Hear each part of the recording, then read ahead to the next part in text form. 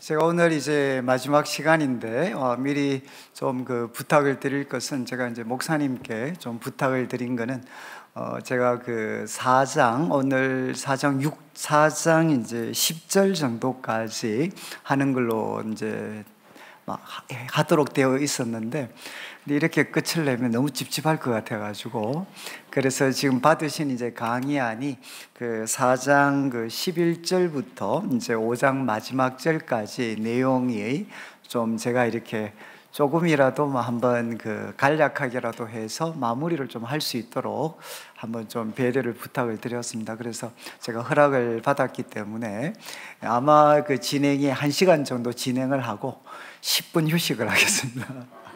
10분 휴식을 하고 그 다음에 한 40분 정도 이렇게 해서 제가 10시에는 뛰쳐나가셔도 됩니다. 그러니까 제가 10시에 좀 마무리를 할 수 있도록 좀 그렇게 인내를 해 주시면, 그리고 저도 이제 제가 오늘 아마 새벽이나 오늘 밤에 제가 운전해서 내려가야 됩니다. 내려가야 되고, 또 내일 아침에 저도 이제 교회에서 처리해야 될 여러 모임이나 회의들이 좀 있기 때문에, 저도 이제 우리 성도님들처럼 저도 오늘 밤에 또 내일 아침 일찍부터 저도 일을 좀 해야 돼가지고 같은 형편이라고 생각을 하시고 한번 좀 이렇게 해주시면 좋겠습니다. 이제 우리가 야고보서를 나누었는데, 이제 야고보서 1장에서 1절에서 이제 야고보가 자기를 소개하고 그 다음에 흩어져 있는 12지파에게 편지를 한다 그랬습니다. 그런데 이 흩어졌다라는 말이 이제 디아스포라라는 것은 이제 흩어진 씨앗이다. 흩어진 씨앗.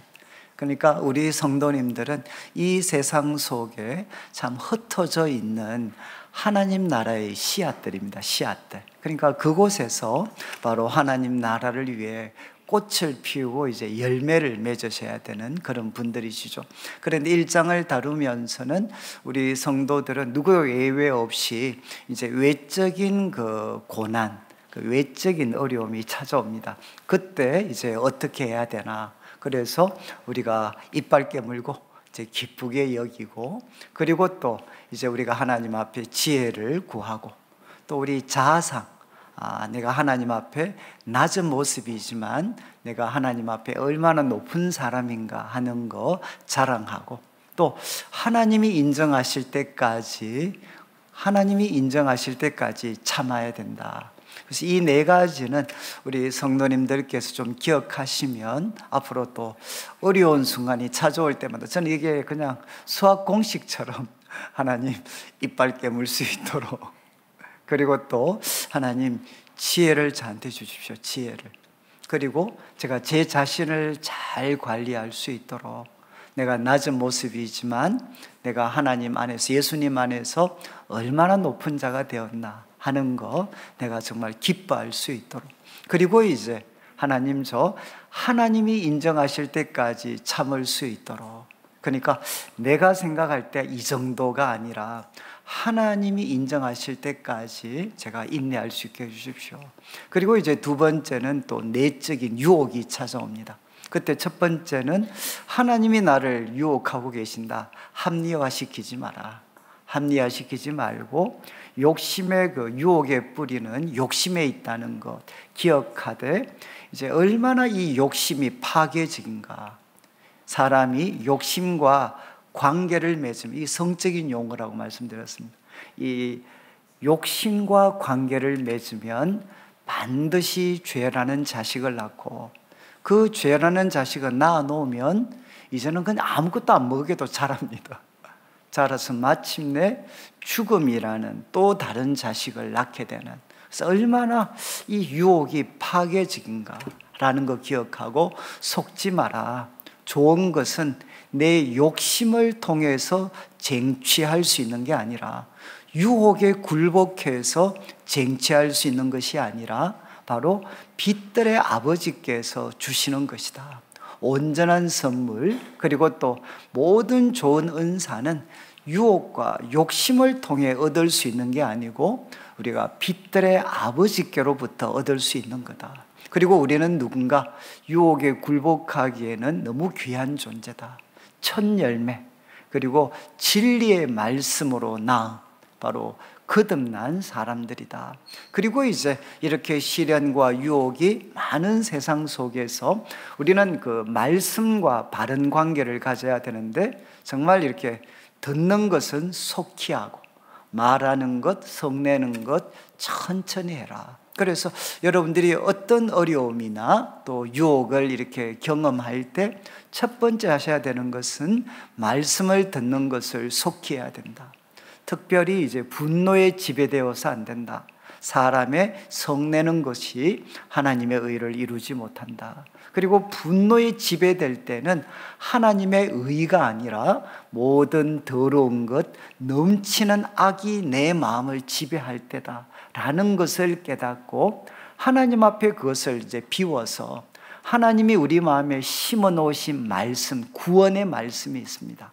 그것을 기쁘게 겸손하게 받아들일 수 있는 사람이 되어야 되고, 그리고 이제 말씀을 들여다보아서 이제 말씀을 행하는 자가 되어야 된다. 이렇게 야고보 사도가 도전을 했습니다. 그러면서 이제 참된 경건에 대한 이제 세 가지를 밝혔죠. 참된 경건은 혀를 통제하는 거다. 그리고 또 고아와 과부를 규칙적으로 돌아보는 거다. 그리고 이제 자기를 지켜 세속에 물들지 않는 것이다. 이렇게 설명을 한 다음에 이제 저희들이 어제 나누었던 2장 말씀은, 여러분, 예수님을 믿는 믿음과 절대로 공존할 수 없는 것은 사람을 얼굴을 보고 차별하는 것. 이것은 예수님을 믿는 믿음과 공존할 수 없다. 그래서 결국 이제 우리가 차별하는 자가 아니라 긍휼을 행하는 자, 긍휼을 베푸는 자가 되어야 된다. 그리고 이제 두 번째는 여러분, 행함이 없는 믿음에 대해서 이제 사도가 이야기하면서, 여러분, 두 가지 종류의 믿음이 있습니다. 아무리 내가 믿음이 있다고 고백하더라도 행함이 동반되지 않으면 그런 믿음은 죽은 것이다. 여러분, 이제 성령님이 우리에게 주셔서 우리가 가지게 된 바로 이 성경적인 믿음은 아브라함의 경우를 통해서 보는 것처럼 반드시 우리를 의롭고 거룩하고 영광스러운 사람으로 바꾸어 놓는 것이 바로 성경이 이야기하는 믿음이다. 그래서 하나님이 우리들의 손목을 붙잡으셔서, 여러분, 하나님은 절대로 우리를 놓지 않고 하나님께서 아브라함처럼 우리를 거룩하고 영광스럽게 바꾸어가고 계신다. 이 일이 지금 우리들에게 진행되고 있다라고 말씀을 드렸습니다. 이제 3장과 이제 4장, 그리고 3장부터 5장 이제 5장 6절까지는 이런 두 가지 주제를 다루고 있는데, 첫 번째는 이제 혀와 관계되는 겁니다. 이제 말과 관계되는 가르침입니다. 그런데 이 가르침이 이제 무엇과 연결이 되느냐? 이제 싸움이라는 주제와 연결이 됩니다. 왜 사람들이 왜 이렇게 싸우는가? 특별히 우리 한국 사회는 정말 이제는 모두가 다 걱정할 수밖에 없는 정말 그런 대립과 갈등의 그런 자리에 서 있습니다. 그리고 이것이 세상의 모습일 뿐만 아니라, 여러분, 이제 한국 교회는 무엇하고 있나?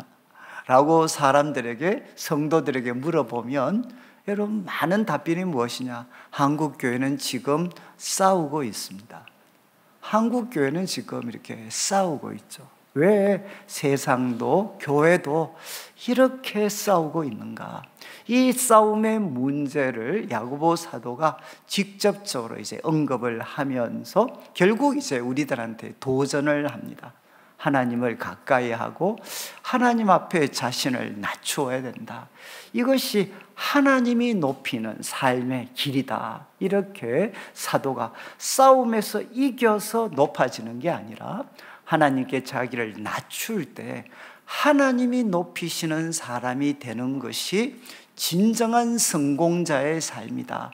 이렇게 사도가 도전을 합니다. 그러면서 이제 하나님 앞에 자기를 낮추어야 될 세 부류의 사람에 대해서 이제 사도가 언급을 합니다. 이것이 이제 5장 6절까지의 내용이고 5장 7절부터 마지막 절까지는 이제 이때까지는 여러분 이제 이 공간 속에서 우리가 살고 있는 이 공간 속에서 어떻게 그리스도인으로 살아야 되는가 하는 것을 가르쳤다면 여기에다가 이제 축이 하나 더 생깁니다. 그게 뭔가 하면 시간적인 축입니다. 시간적인 축.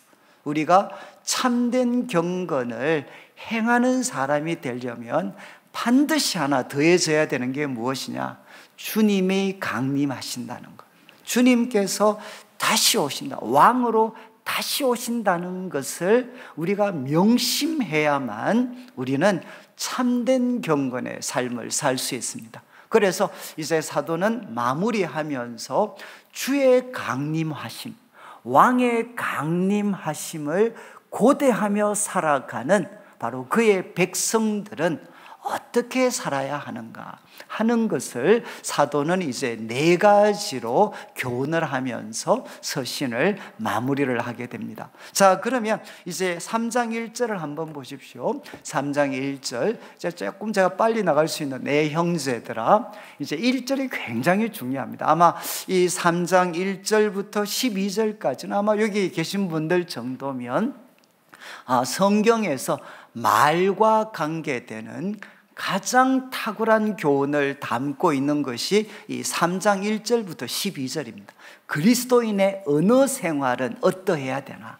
가장 탁월한 가르침을 주고 있는 것이 지금 이 본문인데, 그런데 제가 이제 이 본문을 혼자 공부하다가 제가 충격받은 것은 바로 1절이었어요. 1절. 여기 보시면 내 형제들아 너희는 선생된 우리가, 여러분 우리라는 말은 야고보도 포함이 되는 겁니다. 지금 선생된 우리, 이거는 지도자죠. 지도자. 교회 속에 지도자된 우리가 더 큰 심판을 받을 줄 알아라. 여러분 여기 더 큰 심판은 무엇이겠습니까? 대부분 이제 영어 번역은 더 엄격한 심판입니다. 여러분 하나님으로부터 지도자들은 더 엄격한 심판을 받는다는 거죠. 그 이유는 무엇이겠습니까? 그가 감당해야 될 책임 때문에, 그가 감당하게 될 책임 때문에 지도자들은 하나님으로부터 더 엄격한 심판을 받게 된다는 겁니다. 이것을 너희는 알고, 그래서 이제 사도가 도전합니다. 선생이 많이 되지 마라. 웬만하면 선생이 되지 마라. 이렇게 이제 그 사도가 권면을 합니다. 여러분 지금 이제 이 3장 1절부터 12절 말에 대한 가르침, 이 가르침은 지금 야고보 사도가 줄 때 1차적으로 염두에 둔 대상은 누구냐? 여러분 우리 성도들이지만 1차적으로 염두에 둔 대상은 지도자들이라는 겁니다. 지도자들의 언어 생활이 어떠해야 되는가? 물론 우리 모든 성도들에게 적용이 되지만, 그러나 이것은 1차적으로는 지도자들이 어떻게 그 혀를 사용해야 되는가 하는 것을 사도가 권면하는 겁니다. 그래서 먼저는 우리가 웬만하면 선생이 되지 마라. 2절을 한번 보시죠. 2절을 보시면 이 말씀, 우리가 다 실수가 많은 사람, 이거는 정말 빨간 줄을 쳐놓으셔야 돼요. 우리가 다 실수가 많다. 앞에서 말씀드렸지만 여러분 야고보 사도는 너희가 다 실수가 많다 이렇게 말하지 않았습니다. 뭐라고 했죠? 우리가 다 실수가 많다. 야고보가 자기 자신을 포함을 시키고 있습니다. 제가 1장 1절 설명할 때 말씀드렸지만 야고보 사도는 초대교회 최고의 거룩한 인물입니다.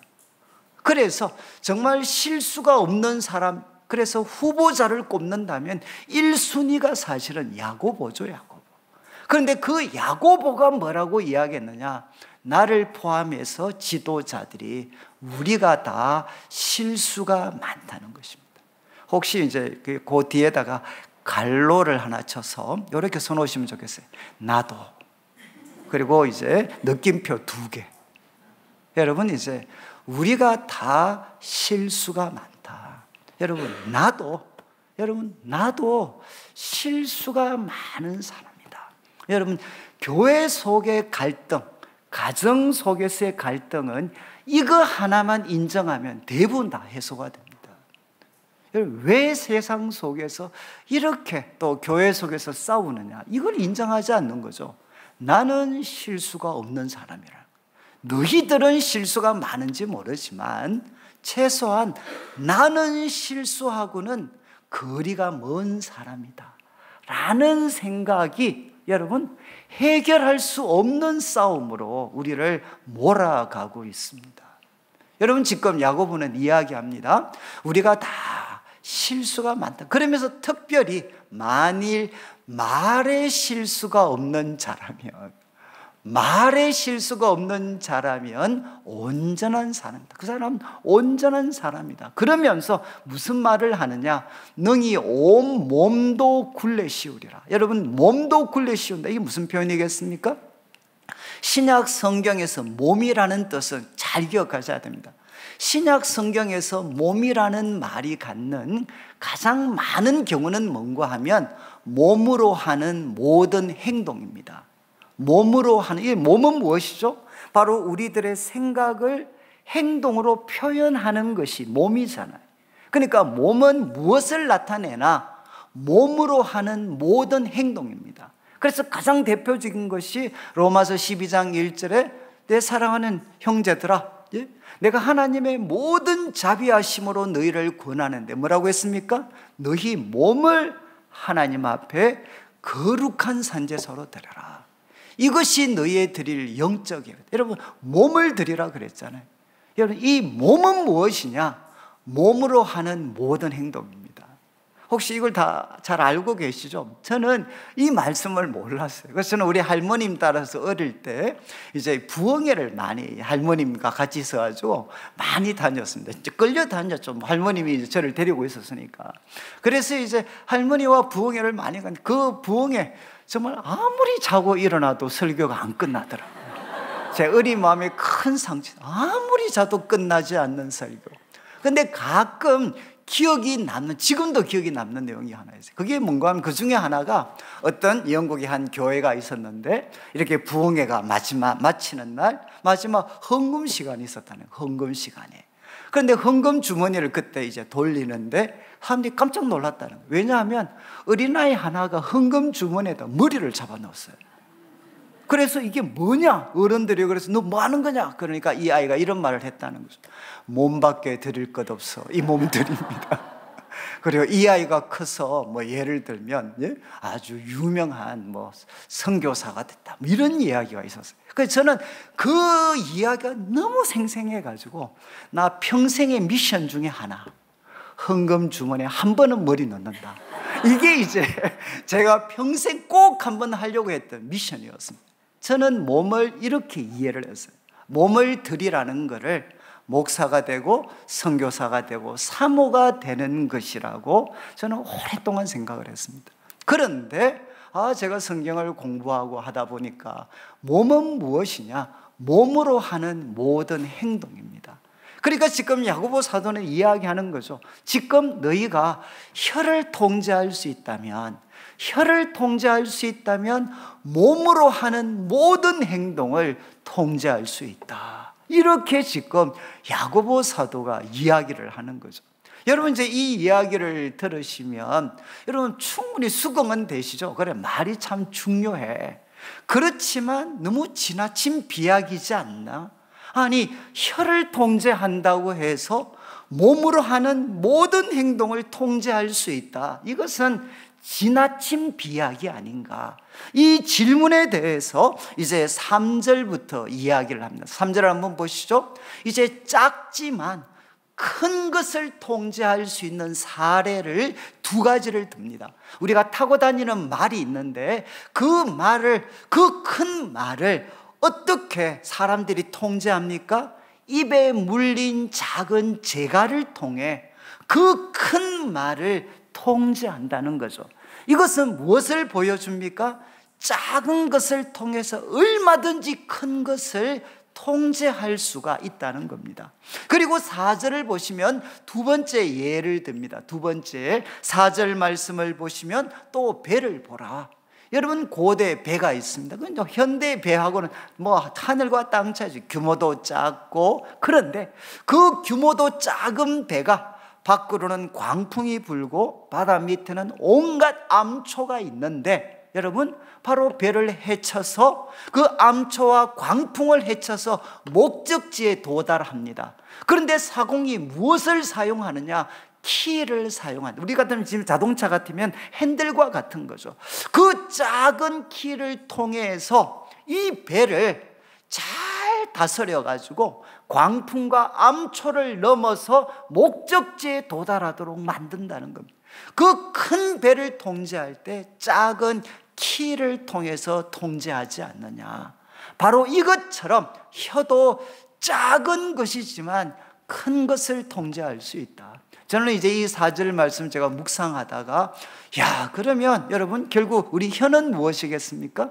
4절을 통해서 보면 우리 인생의 배의 키와 같다는 거죠. 그렇지 않습니까? 약간 뭐 좀 이렇게 그냥 이 말씀을 그냥 그대로 좀 단순하게 적용하면, 지금 야고보 사도가 볼 때는 여러분, 우리 인생의 배가 있다면 그 배에 키와 같은 역할을 하는 게 이 혀가 될 수가 있구나. 저는 이것이 제 삶에 정말 이렇게 놀라운 발견이었어요. 왜냐하면 저는 굉장히 비관적인 사람이었습니다. 저는 우리 가정도 참 어려웠고 또 외모도 그랬고, 그래서 저는 항상 비관적이었고 비판적이었어요. 그래서 입에서 소위 긍정적인 말을 저는 잘 하지를 못했고, 그리고 여러분, 이제 제가 제일 싫어했던 게 이제 로버트 슐러 같은 분들, 뭐 이렇게 말하는 대로 이루어지는 막 이런 이야기 들으면 막 열불나고 그랬어요. 근데 저는 이 말씀 보다가 야고보 사도가 배는 무엇과 같으냐? 인생의 배의 키와 같구나. 이것은 저한테는 놀라운 발견이었습니다. 그래서 제가 그때부터는 제가 어떤 상황을 만나더라도 내 인생의 배가 가기를 원하는 쪽, 그쪽으로 마치 핸들을 돌리는 것처럼 내 혀를 표현하는 것, 표현하려고 제가 이제 노력을 하게 됐어요. 내 혀는 내 인생의 배의 키와 같다. 내 혀가 돌아가는 방향으로 내 인생의 배는 그쪽 방향으로 돌아갈 수 있구나. 그래서 저는 그때부터 제 자신의 삶에 대해서 제 혀와 싸우기 시작을 했습니다. 제 혀는 습관적으로 길들여져서 비관적이고 절망적인 이야기를 언제나 익숙하게 했지만, 이제 이 말씀을 깨닫고 나서부터는 억지로라도 제 인생을 제가 가고 싶은 방향으로 갈 것이다 라는 것을 이제 제가 말로 표현하기 시작을 했어요. 저는 이것이 제 삶의 굉장한 발견이었습니다. 변화였습니다. 여러분, 가장 치열한 영적 싸움은 사실은 우리 혀에서 일어납니다. 여러분, 이제 우리 예로 많이 들잖아요. 우리 민수기에 보면 바로 내 귀에 들린 대로, 이스라엘 백성들이 바로 우리는 메뚜기 같다라고 이야기할 때, 그래, 내 귀에 들린 대로 내가 그대로 만들어 줄게. 여러분, 이것은 정말 분명한 진리를 담고 있습니다. 지금 이제 야고보 사도는 이야기했습니다. 혀는 작지만 큰 것을 자랑한다. 이것은 여러분 바로 우리 인생의 키와 같고 말을 통제하는 제갈과 같습니다. 그리고 이제 5절을 말씀 한번 보시죠. 5절, 이와 같이 혀도 작은 지체인데 큰 것을 자랑한다. 이제 앞에 것을 정리하면서 그 다음 단계로 넘어가는데, 이제는 여러분 이 혀가 긍정적인 역할만 하는 게 아니라 부정적인 역할도 할 수 있다는 것. 이 작지만 엄청난 힘과 영향력을 발휘하는 혀가 긍정적으로 또 작동될 수 있지만 파괴적인 방향으로도 작용된다는. 그래서 이렇게 예를 듭니다. 보라, 얼마나 작은 불이 얼마나 많은 나무를 태우는가. 여러분, 뭐 우리가 산불 날 때마다 경험하는 거잖아요. 큰 산불이 시작될 때는 작은 그 불씨를 통해서 시작이 되죠. 야고보가 이야기합니다. 얼마나 작은 불이 얼마나 많은 나무를 태우는가. 그러면서 6절을 한번 보십시오. 6절, 6절에 이야기합니다. 혀는 무엇이냐? 이제 단정적으로 말합니다. 혀는 불이다. 불. 혀는 불이다. 작지만 많은 것을 불태워버리는 불과 같은 거다. 그런데 이렇게 설명을 합니다. 불의의 세계다. 여러분, 의의 세계가 아니라 불의의 세계다. 그 다음 말씀 보시죠. 혀는 우리 지체 중에서 온 몸을 더럽힌다. 여러분, 이건 아마 다 경험하시죠. 우리 남자분들도 그렇고 여자분들도 가정에서 실컷 고생해놓고 말 한마디 잘못해가지고 여러분, 그 했던 고된 수고 그냥 다 더럽혀버리는 이런 일들이 얼마나 많습니까? 실컷 고생은 고생대로 잘못했는데, 실컷 고생은 했는데 말 한마디 잘못해가지고 내가 했던 그 많은 수고를 먹칠시켜버리는 그런 행동들이, 그런 말들이 많이 있잖아요. 지금 야고보가 이야기합니다. 혀는 우리 지체 중에서 우리 존재, 우리 몸으로 하는 모든 행동을 더럽히는 거다. 그리고 여러분, 삶의 수레바퀴, 이거는 뭐 불교 쪽도 그렇지만 우리 교회에서도 여러분 이제 삶을 수레바퀴에 비유를 했어요. 왜 그랬습니까?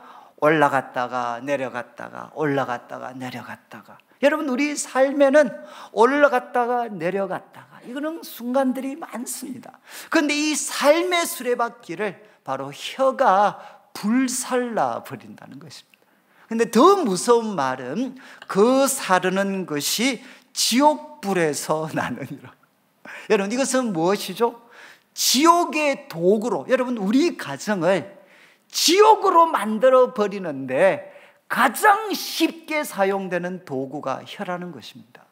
그리고 우리가 섬기고 있는 교회를 여러분, 천국이 아니라 지옥같이 고통스러운 하나의 곳으로 만들어 버리는데 가장 많이 사용되는 게 무엇이냐? 혀라는 것이죠. 혀. 저는 제가 이 말씀을 혼자 공부할 때 막 전율이 느껴지더라고요. 야, 혀가 정말 이렇게 무서운 건가? 지옥불의 도구로 가장 많이, 지옥의 도구로 가장 많이 사용되는 게 무엇이냐? 그게 바로 혀구나, 혀. 여러분, 이거는 아마 경험해 보신 분들은 아마 아실 것 같은데, 아마 우리 여자분들 같으면 가정에 결혼하셔서 우리가 참 이렇게 또 가족들을 이렇게 참 건사하실 때 여러분, 참 때로 한 번씩 가정이 지옥 같을 때가 있잖아요. 그때는 여러분, 먹고 사는 문제보다 사실은 말 때문입니다. 말 때문에 사람을 죽입니다. 죽여. 여러분, 지금 교회도 똑같죠. 교회도 정말 이제는 행동 하나하나가 하기가 너무 조심스러운 이유가 무엇이죠? 바로 말 때문이죠. 말 때문에. 여러분, 지옥의 도구로 가장 많이 사용될 수 있는 것이 무엇이냐? 바로 혀다. 이렇게 사도는 이야기를 합니다. 그 다음, 여러분, 이렇게 어떤 혀라는 것은 작지만 긍정적인 영향력뿐만 아니라 파괴적인 영향력도 가지게 된다는 거죠. 그런데 어느 쪽 방향으로 혀는 항상 기울게 되어 있느냐? 여러분, 부정적인 방향이라는 겁니다.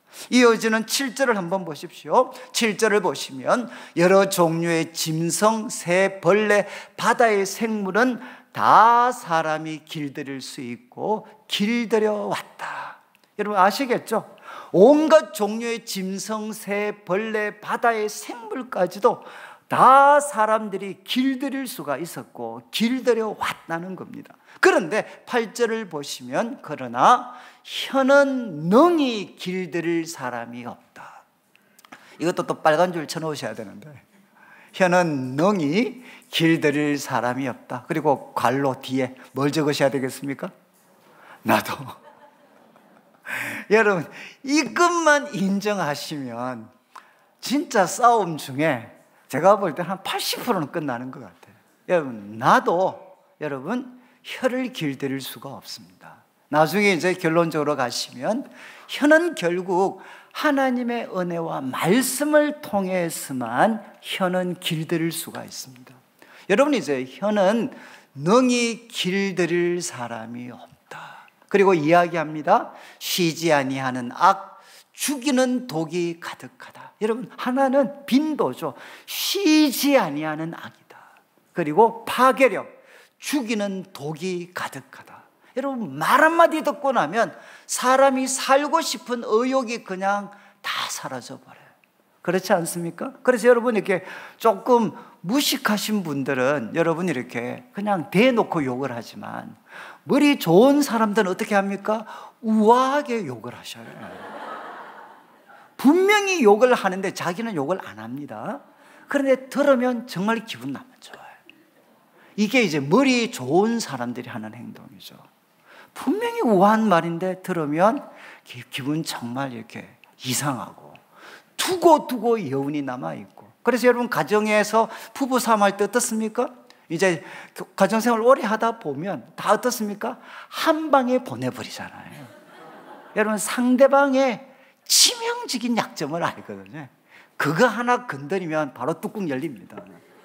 그러니까 그냥 지금 야고보 사도는 이야기합니다. 쉬지 않은 악이다. 그리고 죽이는 독이 가득하다. 그래서 제가 이제 이거 깨닫고 나서부터는 이제 사람들과 대화할 때, 요즘은 제가 그래 안 하는데 옛날엔 대화할 때 막 격렬한 그런 토론, 논쟁 같은 거 할 때 제가 습관적으로 이렇게 왜 그렇게 했습니까? 말이 죽이는 독이 날라오면 피했다. 또 날라오면 피했다. 저는 이거 맞으면 안 되는구나.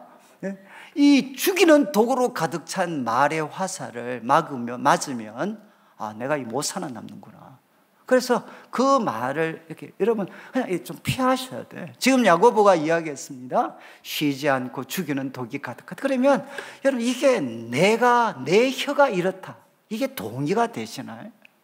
여러분, 길들일 수 없다. 나도 길들일 수 없어요. 이거는 인정해. 그래, 나도 뭐 말 좀 실수할 때가 있어요. 그런데 내 혀가 쉬지 아니하는 악이고 죽이는 독이 가득하다, 이게 동의가 되시나요? 여러분, 누구 이미지가 생각납니까? 쉬지 않는 악. 이거는 뭐 입만 벌리면 욕을 하네. 그래서 온갖 나쁜 말 다 쏟아붓는 막 그런 불안당 같은 이미지가 좀 나타나지 않나요? 쉬지 않고 죽이는 독이 가득하고. 여러분, 제가 난지도에 살 때 우리 옆집 아줌마가 별명이 난지도에서 욕쟁이 아줌마였어요. 그래서 이 아줌마가 이제 그 딸들이 이제 밤 되면 이렇게 유흥업소 나갔다가 한 새벽 1-2시 되면 이제 돌아오거든요. 그러면 그때부터 이제 모녀지간에 붙잡고 막 신세한탄하면서 울어요. 막 울거든요. 근데 이 아줌마가 이제 한 번씩 이렇게 필 받아가지고 욕을 하는 걸 제가 한번 들었는데, 조금 과장하면 2시간 동안 욕을 하시는데 반복되는 단어가 없이 욕을 하시더라고요. 저는 그때 이 욕이 갖고 있는 화려한 세계를 제가 알게 됐어요.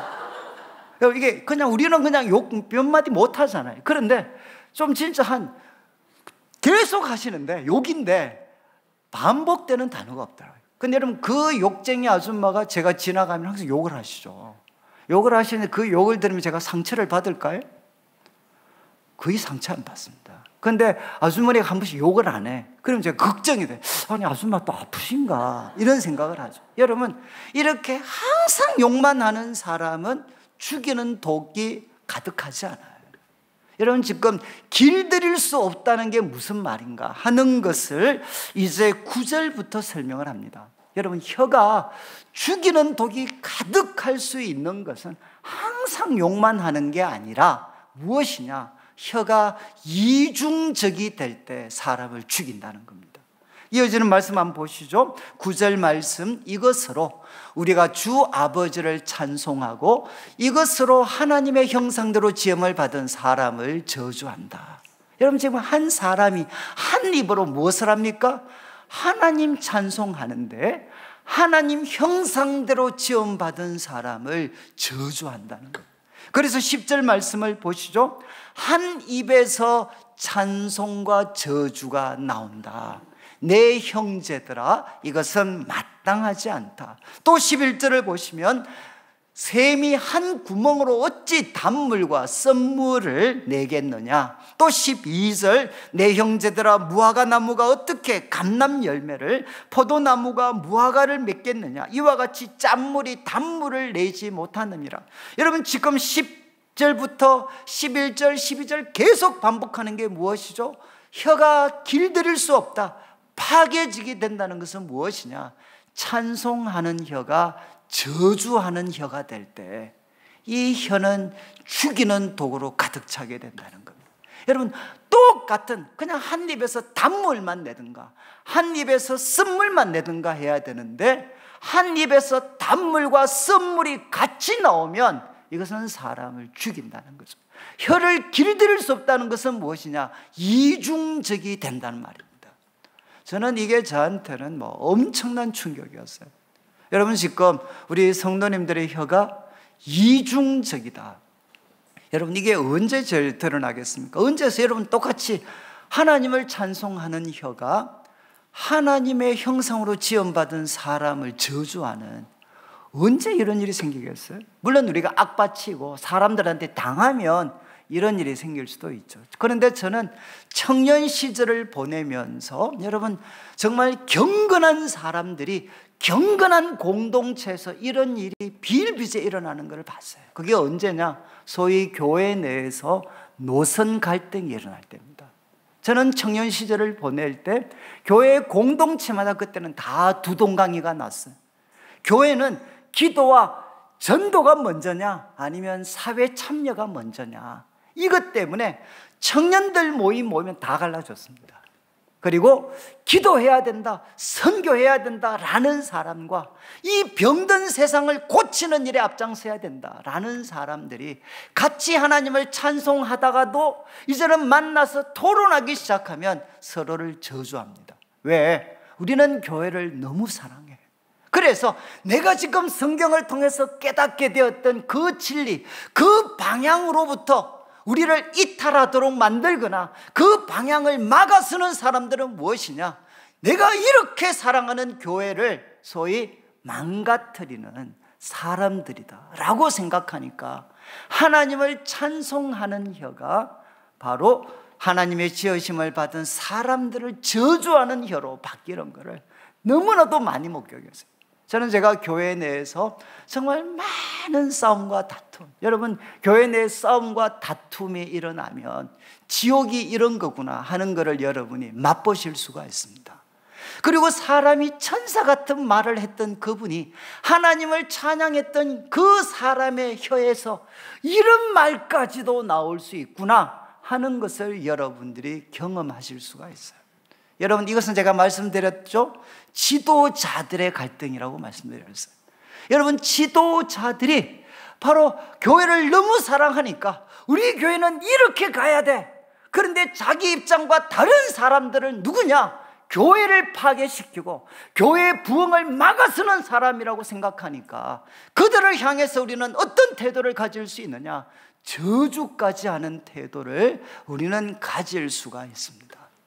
저는 이제 야고보 사도가, 여러분, 제가 이 시간이 많지 않기 때문에 초대 교회 내도 갈등이 많았던 것 같아요. 그러다 보니까 이제는 주님이 세우신 몸된 교회가 이 방향으로 가야 됩니다, 저 방향으로 가야 됩니다, 그렇게 주장하는 많은 선생들이 일어났던 것 같고, 그리고 그들을 통해서 공동체 가운데 많은 싸움들이 유발이 되었던 것 같습니다. 그것이 이 3장과 4장의 하나의 그 상황이 되는 거죠, 상황. 그래서 사도는 이야기합니다. 바로 지금 선생된 우리는 무엇을 해야 되나? 여러분, 자기 혀를 재갈 물리지 않으면 하나님을 찬송하는 혀가 사람을 저주하는 혀로 바뀔 수 있는 이 혀의 이중성에 빠져서 여러분, 우리들의 혀로 여러분 죽이는 독이 가득한 행동들을 우리는 얼마든지 할 수가 있다는 겁니다. 여러분, 이것을 혀를 길들일 사람은 없다는 거죠. 그러면서 이어지는 13절을 한번 보십시오. 이제 13절에 이렇게 혀가 가지는 파괴력, 길들일 수 없음을 설명한 다음에 이렇게 문제 제기합니다. 너희 중에 지혜와 총명이 있는 자가 누구냐? 여러분, 우리 공동체 가운데서, 교회 가운데서 지혜와 총명이 있는 자를 우리는 무엇이라고 부릅니까? 바로 1절에 등장했던 선생이라고 우리는 부르죠. 여러분, 도대체 너희 중에 지혜와 총명을 가지고 올바른 지식과 올바른 적용할 수 있는 능력, 지식과 올바른 적용을 통해서 여러분, 바로 주님의 몸된 교회를 하나님이 기뻐하시는 방향으로 이끌어갈 수 있는 그런 지도자들은 도대체 누구냐? 바로 이 질문이죠. 너희 공동체를 주님이 기뻐하시는 방향으로 이끌어갈 수 있는 참된 지도자는 누군가? 그런 다음에 사도는 이야기합니다. 선행으로 말미암아 지혜가 주는, 여러분 이 지혜는 하나님이 주신 지혜입니다. 하나님이 주시는 지혜의 온유함으로 무엇을 보이라고 했습니까? 그 행함을 보여라. 여러분 꼭 기억하셔야 됩니다. 너희 중에 참된 지도자는 누구냐? 선행으로 말미암아 지혜의 온유함으로 그 행함을 보여라. 저는 이제 야고보서 가운데 가장 저한테 충격을 줬던, 여러분 저는 오랫동안 너희 중에 지혜와 총명이 있는 자는 누구냐? 그 사람은 저한테 질문을 한다면 저는 말을 잘하는 사람이었어요. 소위 비판적인 지식인으로서 말을 잘하는 사람. 저는 어릴 때부터 제가 말씀드렸지만 제 친구들도 다 장로님 자제들이었어요. 그래서 우리 모이면 매일 이렇게 막 누가 싸울까 안 싸울까 뭐 이런 이야기 했었는데, 그때 참 아이러니가 있었어요. 재직회를 한다거나 뭐 공동회를 한다거나 그러면 누군가 막 뛰쳐나와요. 손 들고 쉐쉐쉐 이러면서 막 뛰쳐나와요. 그래서 이상한 말도, 어린 우리가 들어도 말도 안 되는 이야기를 하고 들어가셔요. 그리고 또 자주 나오셔요. 그런데 나중에 보면 헷갈렸던 거는 이분이 투표만 하면 제일 빨리 당선이 돼요.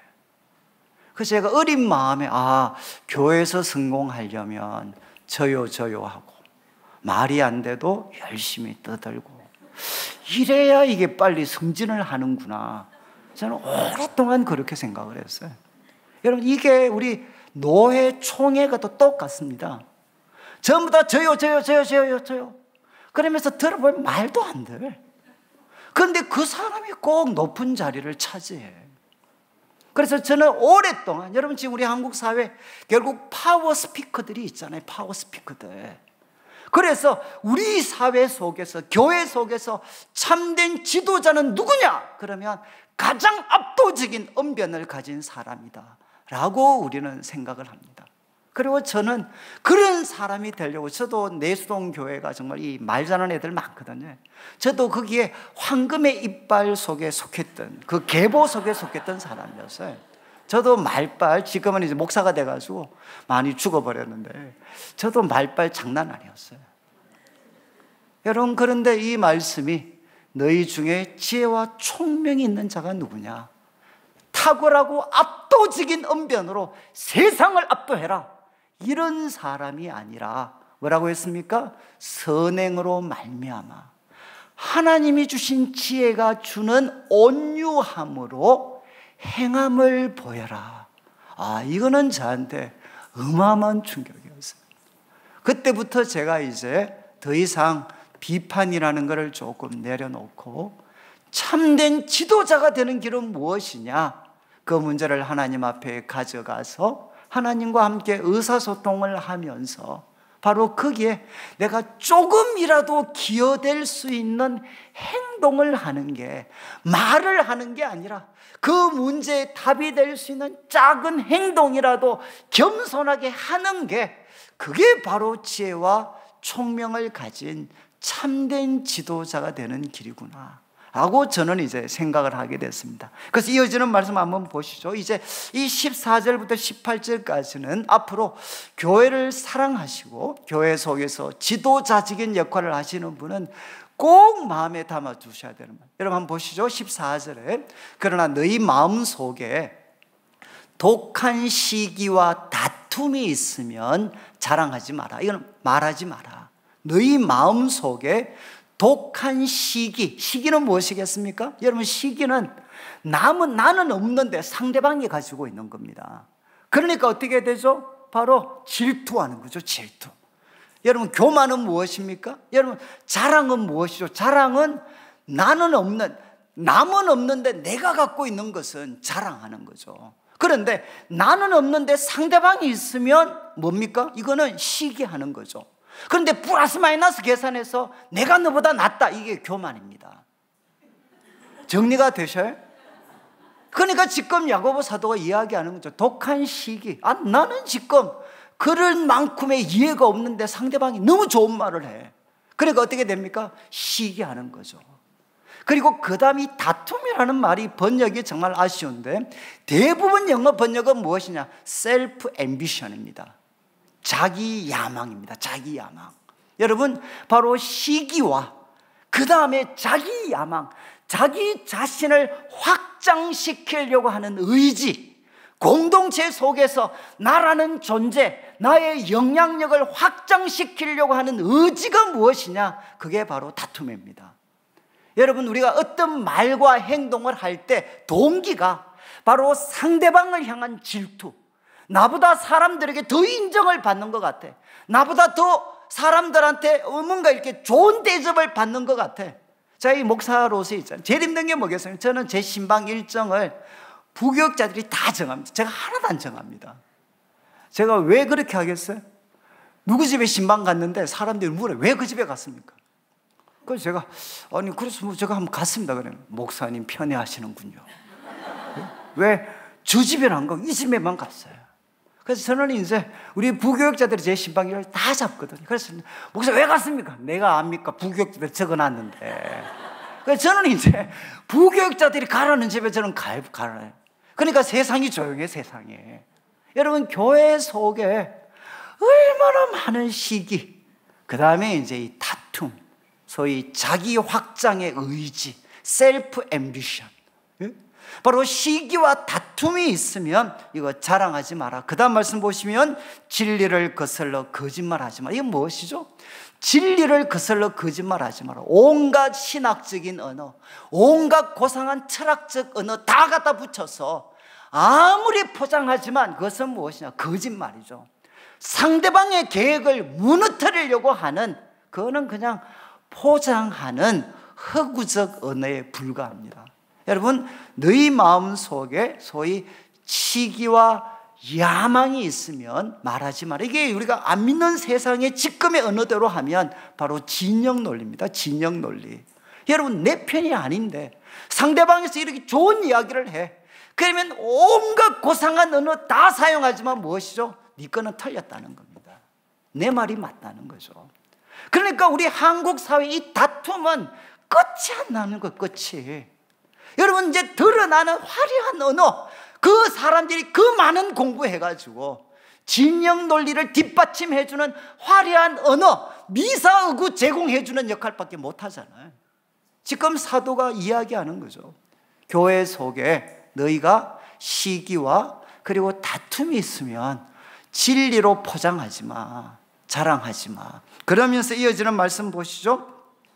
15절을 보시면 이러한 지혜는 위로부터 내려온 것이 아니요 땅의 것이요 정욕의 것이요 귀신의 것이다. 이것도 정말 번역을 너무 착하게 만들어 버렸어요. 이게 이전 개역 성경을 보시면 이렇게 되어 있습니다. 이런 지혜는 위로부터 난 것이 아니요 세상적이요 정욕적이요 마귀적인 것이다. 이렇게 되어 있어요. 저는 이게 훨씬 더 정확한 표현입니다.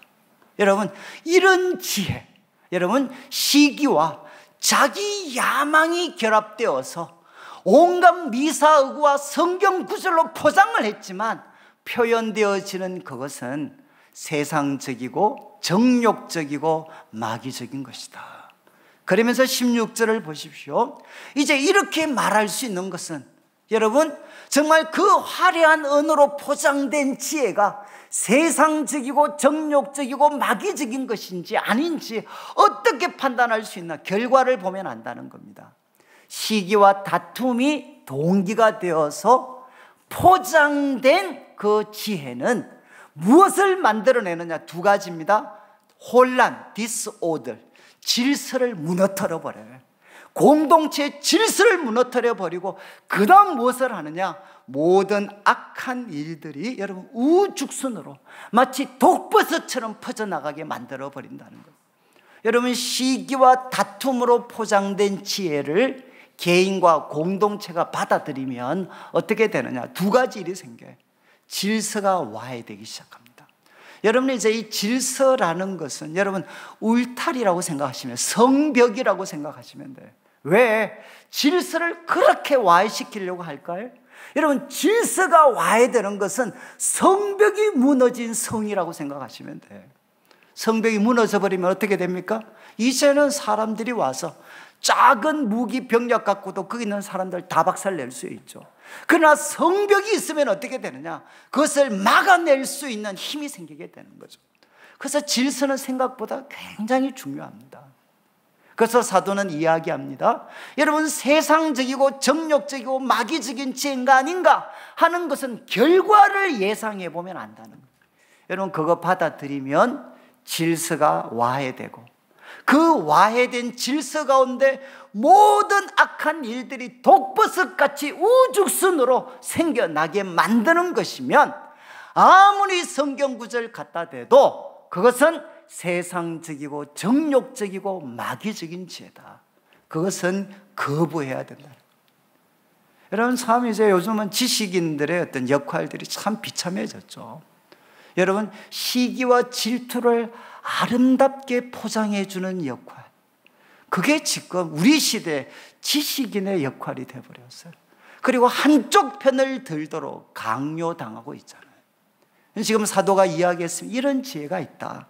그 다음에 이어지는 17절을 한번 보시죠. 그렇지만 이제 이게 희망입니다. 오직 위로부터 난 지혜가 있다. 세상적이고 정욕적이고 마귀적인 지혜가 아니라, 저는 정말 성경에 이런 구절이 있는지 몰랐어요. 위로부터 난 지혜가 있다. 그 지혜는 여러분, 첫 번째 성결합니다. 성결. 너무 맑아요. 시기심과 자기 야망으로부터 정말 벗어나 있는 하나님이 주신 것은 깨끗하다는 거죠. 성결하고, 그 다음 여러분, 두 번째 단어가 평화를 만들 수가 있어요. 이 갈라지고 대립되어져 있는 양쪽 진영을 여러분, 평화, 화평으로 이끌 수가 있다. 그리고 관용과 양수는 무엇이겠습니까? 관용, 남의 입장을 배려하고 남의 이야기에 귀를 기울일 수 있는 태도가 바로 관용과 양순이죠. 다른 사람의 의견을 듣고, 그리고 그 사람을 위해서 내가 양보할 수 있는 마음을, 여러분, 이 위로부터 난 지혜는 우리에게 주신다는 겁니다. 여러분, 아마 은혜 받으신 분들은, 은혜 받으시면 어떻습니까? 처음에는 이 나쁜 놈 죽일 놈 막 이렇게 하다가 갑자기 얼떨결에 은혜 받으시면 어떻게 되죠? 아, 나한테도 조금 문제가 있구나. 그래서 이 나쁜 놈 죽일 놈을 위해서 오늘은 착한 일을 5분 동안 해주겠다, 이런 결심을 하게 되잖아요. 여러분, 바로 위로부터 난 지혜는 어떻게 되나? 여러분, 상대방을 경청하고, 그리고 그 사람을 위해서 양보할 수 있는 힘이 주어져요. 왜 양보할 수 있는 힘이 주어지겠습니까? 여러분, 바로 모든 일은 누구 뜻대로 이루어지느냐? 내 결정대로 이루어지는 게 아니라 하나님의 뜻대로 이루어집니다. 그런데 하나님이 그분의 역사를 이룰 때 무엇을 사용하시나? 우리의 순종을 사용하셔. 이게 구약 성경의 전쟁 공식입니다. 우리가 하나님 명령에 순종하면 어떻게 되느냐? 하나님이 우리를 위해 싸워주셔요. 이게 구약 성경의 전쟁 공식이죠. 지금 사도가 이야기합니다. 위로부터 난 지혜는 여러분, 욕심, 질투로부터 자유롭습니다. 성결합니다. 그래서 양쪽을 모아줄 수가 있어요. 그리고 상대방의 이야기에 귀를 기울이고 상대방을 위해서 자기를 양보할 수가 있습니다. 그리고 여러분, 무엇이 가득하냐? 긍휼과 선한 열매가 가득합니다. 여러분, 이런 지혜가 있다는 거예요. 위로부터 하나님이 주시는 지혜는 이 갈등의 상황 속에서도 긍휼과 선한 열매가 가득할 수 있는 그 길이 위로부터 난 지혜 속에 담겨져 있을 수 있다는 거죠. 그리고 이야기합니다. 편견과 거짓이 없다. 이 편견은 무엇이냐? 여러분, 이 편견은 아까 앞에서 나온 진영 논리에 빠지는 것입니다. 한쪽 편이 되는 겁니다. 아시겠습니까? 편견은 한쪽 편 사람이 되는 거죠. 그리고 여기 거짓은 무엇이냐? 외식입니다. 외식. 이 번역이 조금, 여기 거짓은 소위 말해서 진리 거짓이 아니고 위선입니다. 위선. 여러분, 바로 가면을 쓰는 것이 없다는 가면. 그래서 한쪽 편 사람이 되거나, 그리고 또 가면을 뒤집어서는 이중적인 존재가 되지 않는, 이것이 무엇이냐? 위로부터 난 지혜다. 저는 제가 야고보서 공부하면서 제가 진짜 무릎을 쳤던 순간, 이런 가능성이 있구나. 이런 가능성. 야, 위로부터 난 지혜. 우리가 기도해서 하나님의 답을 얻는다. 왜 그게 중요한가? 이제는 이해를 하겠다고. 그 하나님이 주신 지혜는 그 갈등의 상황 속에서도 여러분, 욕심으로부터, 질투로부터 벗어난 깨끗함, 그리고 그 가운데서 또 이제 정말 양쪽을 하나로 묶어줄 수 있고, 그리고 상대방의 입장에 대해서 조금이라도 배려하고 양보할 수 있는 마음을 우리에게 허락해 주시고, 그리고 이제 거기에는 긍휼과 선한 열매가 가득하게 있어요. 그래서 반대하는 사람들을 보면 저분도 나처럼 주님을 사랑하는 사람이고, 저분도 저 말 할 때까지 참 힘드셨겠구나. 여러분, 그렇지 않나요? 교회 속에서 자기 입장 표현한다는 게 그게 쉽지 않습니다, 사실은.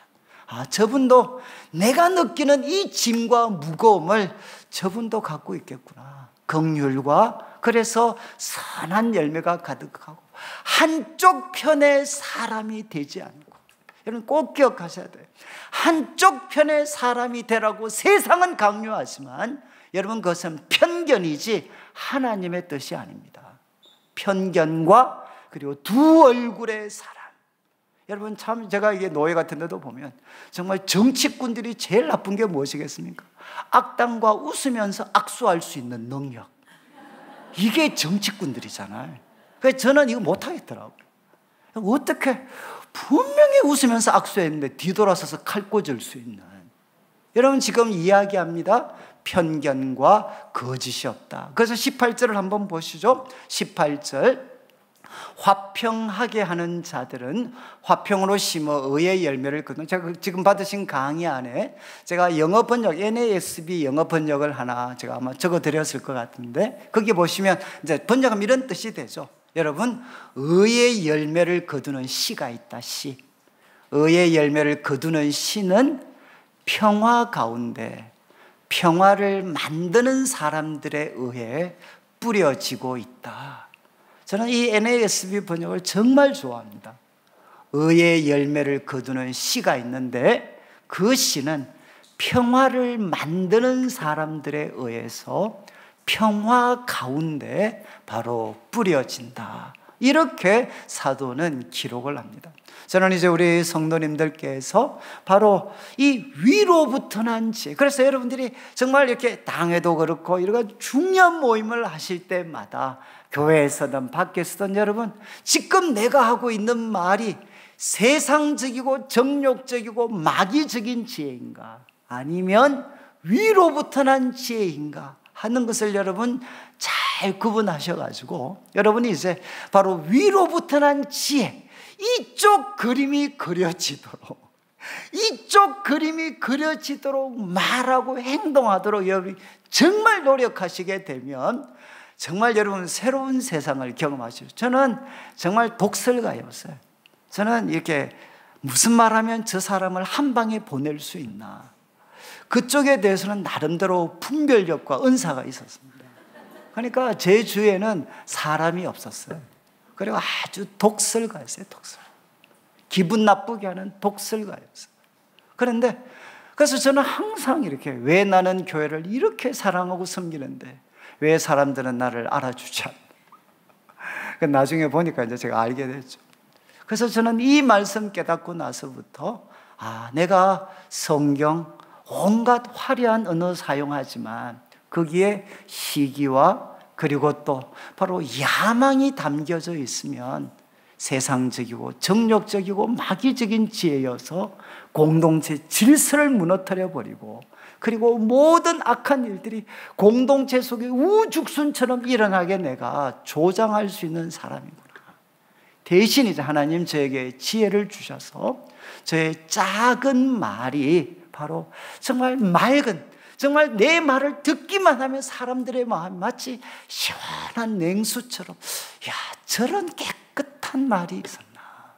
그리고 갑자기 갈라졌던 사람이 하나, 그리스도 안에서 하나인 것처럼 보이고, 상대방의 이야기에 귀를 기울이고 그 사람을 향한 긍휼과 사랑이 회복이 되고, 그 가운데 선한 열매를 맺어가는 말과 행동, 한쪽 진영의 사람이 되기를 거부하고 두 얼굴의 사람이 되기를 거부할 수 있는 이런 지도자들이 교회 속에서 세워지게 된다면 교회도 세상도 얼마나 아름다울까.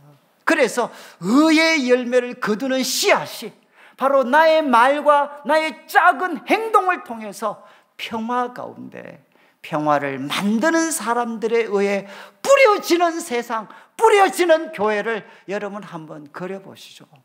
여러분, 그런 날이 와야 되지 않겠습니까? 그래서 4장 한번 보시죠. 제가 요것만 4장 1절부터 한번 보시면 이제 제가 간단하게 설명드리겠습니다. 너희 중에 싸움이 어디로부터, 다툼이 어디로부터 나오냐? 여러분, 왜 싸우시죠?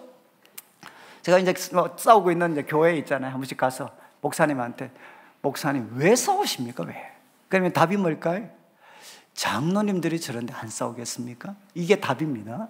그 다음에 또 장로님들한테, 장로님 또 잘하시고 좀 점잖으시 왜 싸우십니까? 그럼 그분들이 입에서 뭐죠? 목사가 저 모양인데 안 싸우겠습니까, 목사님? 여러분, 왜 싸우죠? 여러분, 가정에서 왜 싸우죠? 남자분한테 한번 물어보시죠. 왜 싸웁니까? 내 마누라가 한번 싸워보십시오. 살아보십시오. 안 싸우나? 그러면 또 이야기하죠. 만약에 여자분들한테 남편은 왜 싸우십니까? 이야기하면, 아이고, 목사님, 저 인간 두 얼굴입니다. 교회 천사 웃기는 소리 하지 마십시오. 결국 결론은 무엇이에요? 왜 싸우냐? 바로 상대방 때문에 싸우는 거죠. 그런데 1절에 야고보는 뭐라고 이야기합니까? 너희 지체 중에서 싸우는 욕심 때문에 싸우는 거다. 싸움의 은인이 어디에 있다는 거죠? 남에게만 있는 게 아니라 내 속에도 있다는 겁니다. 이해하시겠어요? 여러분, 우리는 상대방 때문에만 싸우는 게 아니라 여러분, 내 속에도 문제가 있다는 거죠. 그러면서 2절에 이야기합니다. 이건 운율이 있는데, 욕심을 내어도 얻지 못하며 그래서 살이 난다. 여러분, 이게 탐심입니다. 욕심을 내어도 얻지 못하고 그래서 살이 난다. 그 다음 관계입니다. 시기하여도 취하지 못하기 때문에 또 싸우는구나. 여러분, 이제 싸움의 그 원인 제공은 두 가지죠. 욕심과 비교식입니다. 욕심과 비교식. 바로 이것이 우리로 하여금 싸우도록 만들고 있는 거죠. 그런데 4장 2절 마지막에 너희가 얻지 못함은 구하지 아니하기 때문이다. 이게 이제 기도에 관계되는 아마 책마다 절대 빠지지 않는 구절. 여러분, 우리가 얻을 수 있는, 우리가 원하는 것을 얻을 수 있는 최선의 길은 무엇이냐? 그것은 싸움이 아니라 그것은 하나님께 구하는 것이다. 여러분, 이거는 다 동의가 되시나요? 얻지 못하면 구하지 아니하였기 때문이다. 그러면 이제 여러분들 중에 기분 팍 나쁜 분들 계시잖아요. 아니, 목사님, 내가 얼마나 기도했는데 하나님은 악착같이 안 주셨습니다. 여러분, 이런 분들 계시잖아요. 그러면 이런 분들을 위해서 야고보 3절 이렇게 이제 했던 거죠. 3절. 구하여도 받지 못하면. 너무 상처받지 마시고요. 정욕으로 서려고 잘못 구하기 때문이다. 이것은 무슨 말이냐? 욕심이 얼마나 무서우냐? 인간이 할 수 있는 가장 고상한 행동이 기도인데 기도까지 더럽힐 수 있다는 겁니다. 이 욕심이라는 것은, 비교의식이라는 것은 얼마나 무섭고 파괴적이면 인간이 할 수 있는 가장 거룩하고 고상한 행동, 기도까지도 변질시킬 수가 있다는 거죠. 제가 우리 애가 이제 한번 갑자기 어릴 때 저한테 이야기했어요. 아빠, 하나님이 보여? 이렇게 이야기하더라고요. 그래서 애 어리니까. 그래서 제가 뭐 믿음으로 이야기하죠. 보여. 그러니까 애가 갑자기 이제 답을 했어요. 너, 아빠, 나는 안 보여. 왜 그래? 이렇게 물었어요. 그때 제가 평생 우리 아이 마음에 상처를 주는 말을 했어요. 이유는 네 마음이 더럽기 때문이다. 마음이 청결한 자는 복이 있나니 그가 하나님을 볼 것이요. 이제 이 말씀 이야기하면서 네 마음이 더러워서 그래. 여러분, 좀 죄송하지만 지금 이제 이 말씀이 왜 우리가 기도하는데 하나님이 응답해 주시지 않느냐? 욕심으로 서려고 잘못 구하고. 여러분, 그래서 기도라는 것은 여러분 아시겠지만 90% 기도는 어디 들어가느냐? 내 속에 쩌들어 있는 이 욕심을 통제하는 데 90% 들어갑니다. 우리 기도의 90%입니다. 그렇지 않나요? 여러분, 아마 기도해 보셨잖아요. 안 해보셨어요? 기도하시면 90%는 난리를 치잖아요. 난리를 치는데 결국 이 난리를 쳐서 얻을 수 있는 게 뭐냐? 내가 욕심에 지배된 사람이라는 걸 인정하는 겁니다. 하나님, 저 욕심 속에 사로잡혀서 살았습니다. 그래서 내가 원하는 것 얻지 못했습니다. 하나님, 이 욕심 내려놓습니다. 이제 주님께서 원하시는 것 저에게 주십시오. 이 말을 하는데 기도의 90%가 들어간다니까요. 여러분, 그만큼 이 욕심은 파괴적이라는 거죠. 파괴적, 집요합니다. 그래서 야고보 사도는 4절과 5절에 이 욕심에 파괴된, 기도까지도 욕심에 사로잡혀져 있는 사람들을 간음한 여인, 세상과 벗된 사람, 하나님과 원수되는 사람이라고 표현을 합니다. 그리고 5절 말씀, 이와 반해서 하나님은 얼마나 우리를 사랑하시는 5절을 비추어 주시면 성령님은 우리를 시기하기까지 사랑하신다. 이 말은 무엇이죠? 배타적으로 하나님은, 성령님은 우리만 사랑하신다는 겁니다. 성령님은 우리들을 배타적으로 사랑하시는데 왜 너희는 세상과 바람이 나는 삶을 사느냐, 이렇게 사도가 책망을 하죠. 그러면서 이제 6절을 보시죠. 이제 6절 말씀, 여러분, 그러나 더욱 큰 은혜를 주십니다. 그리고 일러서되 하나님이 교만한 자를 물리치시고 겸손한 자에게는 은혜를 주신다. 여러분, 여기에 이제 4장 6절, 그러나 더욱 큰 은혜를 주신다. 여러분, 이제 저는 이 한국 교육을, 제가 영어, 저희들 때는 영어, 뭐 기본 영어 아니면 성문 종합 영어 이런 것만 달달달달 외웠던 사람들이라 가지고 이렇게 거의 막 기계화돼 있잖아요. 그래서 여러분, 더욱 큰 은혜 이러면 저는 참 이게 불치병인데, 이거 비교급인데, 갑자기 이 생각밖에 안 나요. 더욱 큰 은혜, 비교급이잖아. 그럼 여러분, 비교급 뒤에는 뭐가 나와야 되죠? then이 나와야 돼. 그렇지 않습니까? 비교의 대상 then이 나와야 되잖아요. 근데 갑자기 성경을 보니까 then이 없어요. 아니, 이러면 이거 성문 종합, 내가 아는 기본 영어하고 이게 안 맞는데, 이게. 여러분, 분명히 비교급이면 비교의 대상 then이 나와야 되는데 그 D가 없어요.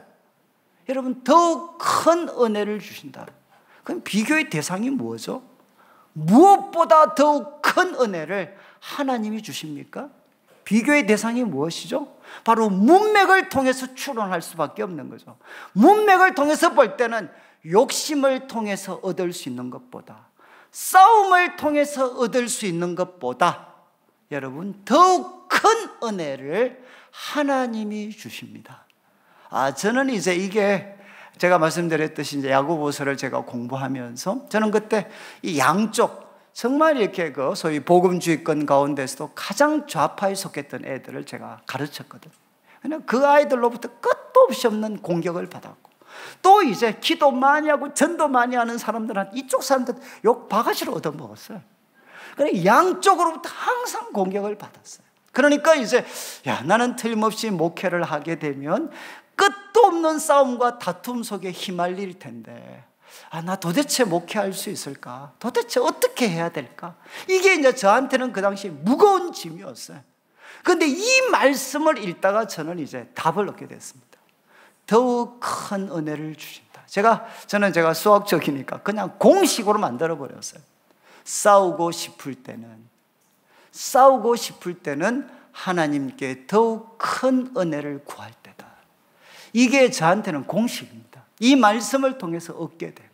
내가 싸움을 통해서 얻을 수 있는 것보다, 욕심을 부려서 비교의식에 사로잡혀서 얻을 수 있는 것보다 더욱 큰 은혜를 하나님이 주신다. 저는 이게 정말 제 목회와 제 가정을 이렇게 바꾸어 놓은, 그래서 우리 집 사람이 동기니까 지금도 한 번씩 심심하면, 목사님 심심하시면 야자 타임 한번 할까요? 이렇게 한번 해요 이제.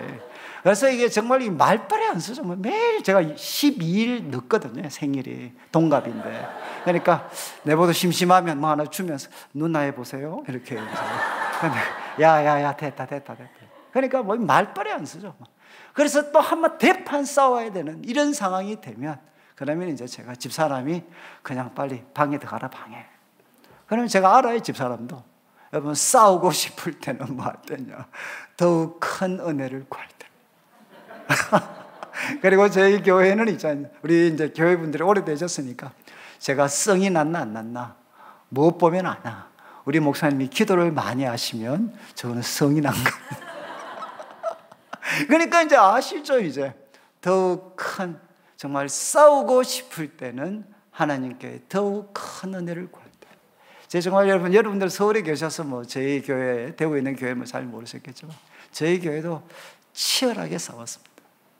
그리고 이제 한 5년 이상은 대구에서 가장 불쌍한 목사 중에 하나가 저였어요. 저 파리 목숨이었어요. 파리 목숨. 하루 지나면 어떻게 될지 알지 못하는 정말 파리 목숨과 같은 게 저였어요. 그러니까 이제 뭐. 근데 이제 제가 이 말씀 붙잡고 5년을 살았다는 거예요. 싸우고 싶을 때는 더욱 큰 은혜를 하나님께 구할 때다. 그래서 저는 제가 혼자 있을 때는 욕을 했는데 같이 있을 때는 저 이제 상대방에 대해서 제가 욕을 안 했거든요. 그래서 우리 장로님들이 지금도 신기하다 그러죠. 어떻게 그때 한 번도 목사님 상대방에 대해서 우리 앞에서 부정적인 말을 안 하셨습니까? 저는 제 혼자 있을 때 많이 했거든요. 그때 너무 많이 해놨기 때문에 같이 있을 때는 힘도 없고 뭐 그래서 제가 안 했어요. 그런데 여러분 정말 저한테는 이 말씀, 싸우고 싶을 때는 더욱 큰 은혜를 구할 때다. 저는 정말 이 말씀, 그래서 싸우고 싶을 때마다 우리 교회 뭐 40일 특별 새벽기도, 20일 특별 새벽기도. 그래서 우리가 이제 싸우는 빈도가 잦아지면서 이제는 2주까지 내려왔어요. 이제 덜 싸우면 한 주. 그리고 여러분들이 절대 안 싸울 것 같으면 제가 이제 특별 새벽기도 안 할 겁니다. 제가 한 번씩 이야기합니다. 그러니까 여러분 정말 싸우고 싶을 때는 더욱 큰 은혜를 주십니다. 구할 때다. 그러면서 4장 7절부터 한번 보시죠. 4가지 원칙을 이야기합니다. 그러므로 그런즉 여러분 더욱 큰 은혜를 싸움을 통해서 얻을 수 있는 게 아니라 하나님이 주시는 거니까 첫 번째 뭡니까? 하나님께 복종해라. 마귀를 대적해. 이때 마귀는 뭐합니까? 싸우도록 부추기는 게 마귀의 잡입니다. 싸우도록 부추기는 마귀를 대적해라. 그리하면 너희를 피하리라. 저는 그냥 한마디로 용서해요. 그냥 저는 정리를 했어요. 싸우고 싶을 때 첫 번째 하나님께 무릎을 꿇으라. 여러분 여기에 여기에 하나님께 복종해라. 마귀를 대적해라. 여러분 하나님께 무릎을 꿇으라. 그래서 저는 참 이 말씀대로 싸우고 싶을 때는 어렵지만 욕하다가도 그냥 하나님께 무릎을 꿇습니다. 하나님께 무릎을 꿇으라. 그리고 싸우도록 부추기는 마귀와 싸워라. 그러면 너희를 피할 거다. 그리고 두 번째 8절을 보시죠. 두 번째 8절에 하나님을 가까이 하라. 그리하면 너희를 가까이 하시라. 저 정말 이렇게 우리 청년들한테 제일 많이 설교했던 사람이 요셉이었거든요. 그리고 다윗. 정말 고생 많이 했던. 여러분 아시죠? 요셉은 여러분 이제 17살 때 팔려갔는데 요셉의 학력이 뭡니까? 이제 17살 때 노예로 팔려갔으니까 우리는 중졸 정도 됩니다. 아니면 고등학교 중퇴 정도가 되죠. 그리고 또 뭡니까? 요셉은 빨간 줄 거였던 사람입니다. 빨간 줄의 명목이 뭐죠? 강간미수범입니다. 여러분 우리 사회에 다른 거는 용서받지만 강간미수범 옆에도 안 갑니다. 여러분 요셉은 바로 이런 사람이었어요. 그 잘난 아들. 여러분 요셉이 핸섬, 성경에 핸섬 그리고 몸짱, 얼짱 이렇게 딱 나와요. 영어 번역 보면 요셉이 잘생겼어요. 뭘 보면 알죠? 아줌마들이 건드렸다니까요. 아줌마들이 아무나 건드립니까? 이런 유한 마담들이 아무나 건드리겠어요? 그래도 보디발의 아내, 시위대장의 부인이 아무나 건드리지 않아요. 여러분 그러니까 몸짱이고 얼짱이었죠. 거기다 똑똑하죠. 그러니까 건드렸잖아요. 그때 요셉이 놓으십시오. 하나님께 범죄할 수 없습니다. 그때 요셉이 뭐 생각했겠습니까? 내가 유혹을 뿌리치면 하나님 지켜주실 줄 알았잖아요. 근데 어떻게 됐습니까? 여러분 누명 뒤집어서 직사게 맞았잖아요. 완전 초토화됐잖아요. 완전 지근지근 밟혔잖아요. 여러분이 그 상황이었으면 하나님 신뢰할 수 있었을까요? 그런데 성경에 보면 또 하나님이 옥에 있는 요셉과도 같이 하셔요. 애굽에 팔려갔을 때도 같이 가셔요. 함께, 요셉과 함께 하셔요. 저는 요셉의 인생을 이해할 수가 없어요. 왜냐하면 제가 난지도에 있을 때, 여러분, 난지도의 가난한 분들이 여러분 문제 있는 사람이 아니라 대부분 사기당한 사람들입니다. 그 시골에 순박했던 사람들이 사기당해가지고 몸뚱아리 하나 가지면 살 수 있는 난지도까지 흘러들어왔거든요. 자기 인생 망가지고 자식들 망가지는 거 보면서 사람들이 술을 마시면 언제까지 마시나? 여러분, 소위 피토하고 죽을 때까지 술 마셔요. 저는 거기에서 성도들의 모습들을 봤거든요. 그 분노, 사람들에게 속아서 내 인생의 모든 것이 박살났던 이 아픔, 그거 견디지 못해서 죽을 때까지 술 마시는 사람들. 근데 요셉은 어리잖아요. 그런데 그 어린 요셉이 멀쩡하잖아요. 멀쩡해. 하나님 요셉과 같이 하셔요. 그리고 또 이야기하죠. 그 보디발의 안에 누명 쓰고 빨간 줄 거였는데 이제는 더 이상 미래는 없어요. 그런데도 또 요셉이 멀쩡해. 하나님이 같이 하셔요. 저는 이 요셉의 인생을 이해할 수가 없었어요. 비결이 뭔가? 그런데 이 구절을 공부하다가 제가 깨달아졌어요. 하나님을 가까이 하라. 그리하면 그가 너희를 가까이 하시라. 정말 이 말씀을 보는데 요셉의 인생이 제 눈앞에 새롭게 펼쳐졌어요. 요셉이 형들에게 팔려서 그 어떤 애굽에 처음 팔려왔을 때 보디발의 아내 누명을 쓰고 지근지근 밟혀서 피투성이가 되어서 감옥에서 깨어났을 때 그때 요셉이 어떻게 했을까? 바로 그 상황에서도 하나님을 가까이 했기 때문에 하나님이 요셉과 가까이 하셨구나. 여러분 한번 보시죠. 여러분, 하나님이 더 큰 은혜를 주신다면 첫 번째는 하나님께 무릎을 꿇고 두 번째는 기어서라도 하나님을 가까이 하셔야 돼요. 피투성이가 되어서라도 하나님을 가까이 하면 하나님이 가까이 해주시죠. 여러분, 하나님 가까이 하면 세 번째 일어나는 일이 무엇입니까? 회개할 수가 있어요. 이어지는 말씀 한번 보십시오. 이제 이 8절 후반부 이렇게 나오죠. 죄인들아 손을 깨끗이 해라. 두 마음을 품은 자들아 마음을 성결하게 해라. 그리고 이어지는 9절 말씀, 슬퍼하며 애통하며 울지어다. 웃음을 애통으로 즐거움을 근심으로 주 앞에서 낮추어라. 지금 이야기하는 게 무엇입니까? 하나님 가까이 할 때만 할 수 있는 게 무엇이냐? 회개할 수 있는 힘이 생기는 거예요. 여러분, 회개, 멀쩡한 우리가 뭘 잘못했어요 도대체? 여러분, 말씀이 우리에게 임하고 빛이신 하나님을 가까이 하지 않으면 인간은 절대로 회개할 수 없습니다. 여러분, 하나님을 가까이 하는 사람들만 누릴 수 있는 특권이 무엇이냐? 내 손이 더럽혀졌다는 것, 내 마음이 더럽다는 것을, 내가 헛된 즐거움에 빠져 있다는 것을 우리는 깨닫게 됩니다. 회개할 수 있는 능력이 생기는 거죠. 마지막 구절 10절을 보시죠. 10절에 주 앞에서 낮추어라. 그리하면 주께서 너희를 높이시리라. 저는 이제 여러분, 우리 모두가 꿈꾸는 게 무엇입니까? 우리 자녀들을 위해서 우리 모두가 꿈꾸시는 게 무엇이죠? 하나님이 높이시는 인생이 되는 거잖아요. 하나님이 높이시는 인생. 어떻게 하면 우리가 하나님이 높이시는 인생이 될 수 있나? 소위 말해서 파워게임에서 승리해서 높아지는 길이 아니라 하나님이 높이시는 인생을 살 수 있는 길이 무엇이냐? 주 앞에서 자기를 낮추는 것입니다. 주 앞에서 자기를 낮추어서 욕심에 지배된 삶이 아니라 하나님의 뜻에 지배된 삶을 살아갈 때 어떻게 되느냐? 우리는 하나님이 높이시는 인생을 살 수가 있습니다. 그래서 뒤에 나오는 11절부터는 여러분, 그냥 이거는 제가 11절부터는 여러분, 주 앞에서 자신을 낮추어야 될 세 부류의 사람. 첫 번째가 무엇입니까? 11절에 형제들아 서로 비방하지 마라. 형제를 비방하고 판단하는 자는 율법을 비방하고 판단하는 자다. 율법을 판단하면 율법의 준행자가 아니고 재판관이다. 입법자, 재판관은 오직 한 분이다. 능히 구원하기도 하고 멸하시는데 너는 누구기에 이웃을 판단하느냐? 여러분, 첫 번째 자기를 낮추어야 될 사람이 누굽니까? 형제를 판단하거나 비방하는 사람입니다. 여러분, 형제를 비방하거나 판단하는 사람은 하나님 앞에 자기를 낮추셔야 돼요.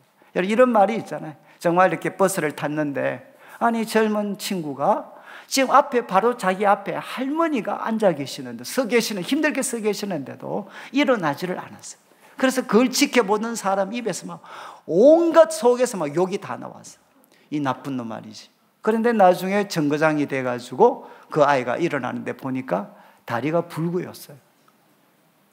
여러분, 이런 일들이 우리도 많잖아요. 여러분, 그 친구는 안 일어난 게 아니고 못 일어난 아이였어요.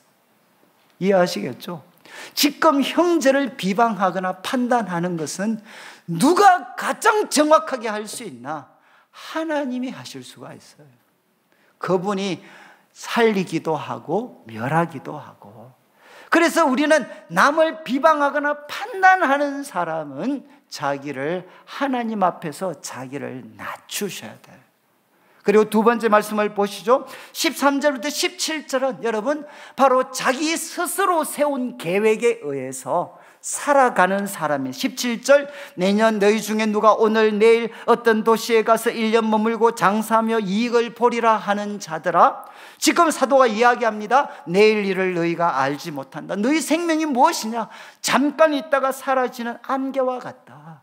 그러면서 이렇게 이야기합니다. 여러분, 스스로 세운 계획에 지배되어서 살지 말고 15절 너희가 도리어 말하기를 주의 뜻이면 우리가 살기도 하고 이것도 저것도 할 것이다. 요즘 제가 영어 번역을 하나 써드렸을 때 If he wills, 여러분 그분이 원하시면 나는 오늘 살아있습니다. 그분이 원하시기 때문에 나는 오늘 살아있습니다. 하나님이 이 하루를 나에게 허락하실 때 하나님의 뜻이 이것이면 저는 이것을 하고 저것이면 저는 저것을 하겠습니다. 여러분, 오늘 내가 살아있다는 게 무엇이죠? 하나님이 바로 뜻이 있기 때문에 내가 오늘 살아있는 겁니다. 그런데 이 하루를 허락하실 때 하나님의 뜻이 이것이면 이것을 하고 저것이면 저것을 해라. 여러분, 스스로 세운 계획이 아니라 하나님의 뜻에 지배된 삶을 살아야 된다는 거죠. 그런데 여러분, 스스로 세운 계획에 살아가는 삶이 가질 수 있는 가장 큰 함정을 한번 보시죠. 16절 이제도 너희가 허탄한 자랑을 하는데 그 자랑은 악한 것이다. 17절 사람이 선을 행할 줄 알고도 행하지 아니하면 죄니라. 여러분, 우리는 스스로 하나님 앞에 계획적인 생활을 해야 됩니다. 그런데 스스로 세운 계획이 가질 수 있는 위험은 무엇이냐?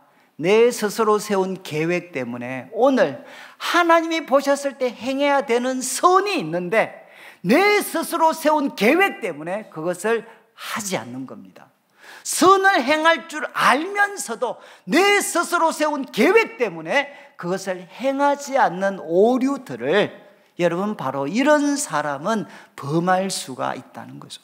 주의 뜻이 아니라 스스로 세운 계획에 지배되어서 살아가는 사람, 여러분 자기를 낮추셔야 돼요.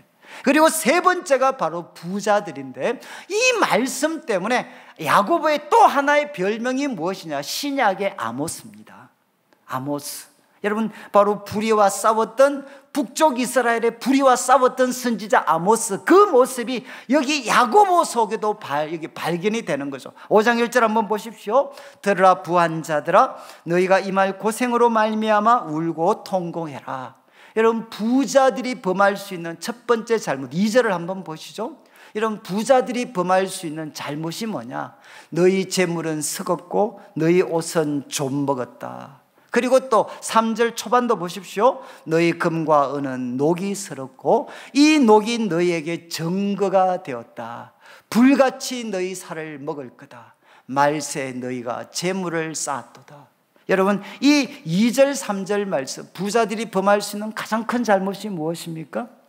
여러분 하나님이 물질을 주셨을 때는 하나님의 뜻대로 사용하라고 주셨는데 그것을 쌓아두기만 하는 직무유기의 잘못을 범해서 어떻게 되죠? 바로 재물은 썩고 옷은 좀 먹고 금과 은은 녹이 슬어버리는, 하나님이 사용하라고 주신 그 물질을 쌓아두기만 해서 직무유기를 범하는 잘못을 너희는 범했다는 것입니다. 여러분 이렇게 쌓아두었습니다. 그런데 4절을 보시죠. 어떤 잘못을 두 번째 범합니까?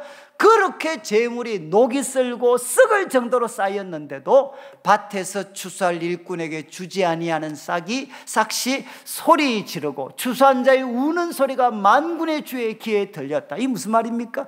그렇게 쌓아두면서도 정당하게 주어야 될 그 품삯, 그 임금은 그들이 지불하지 않았다는 거죠.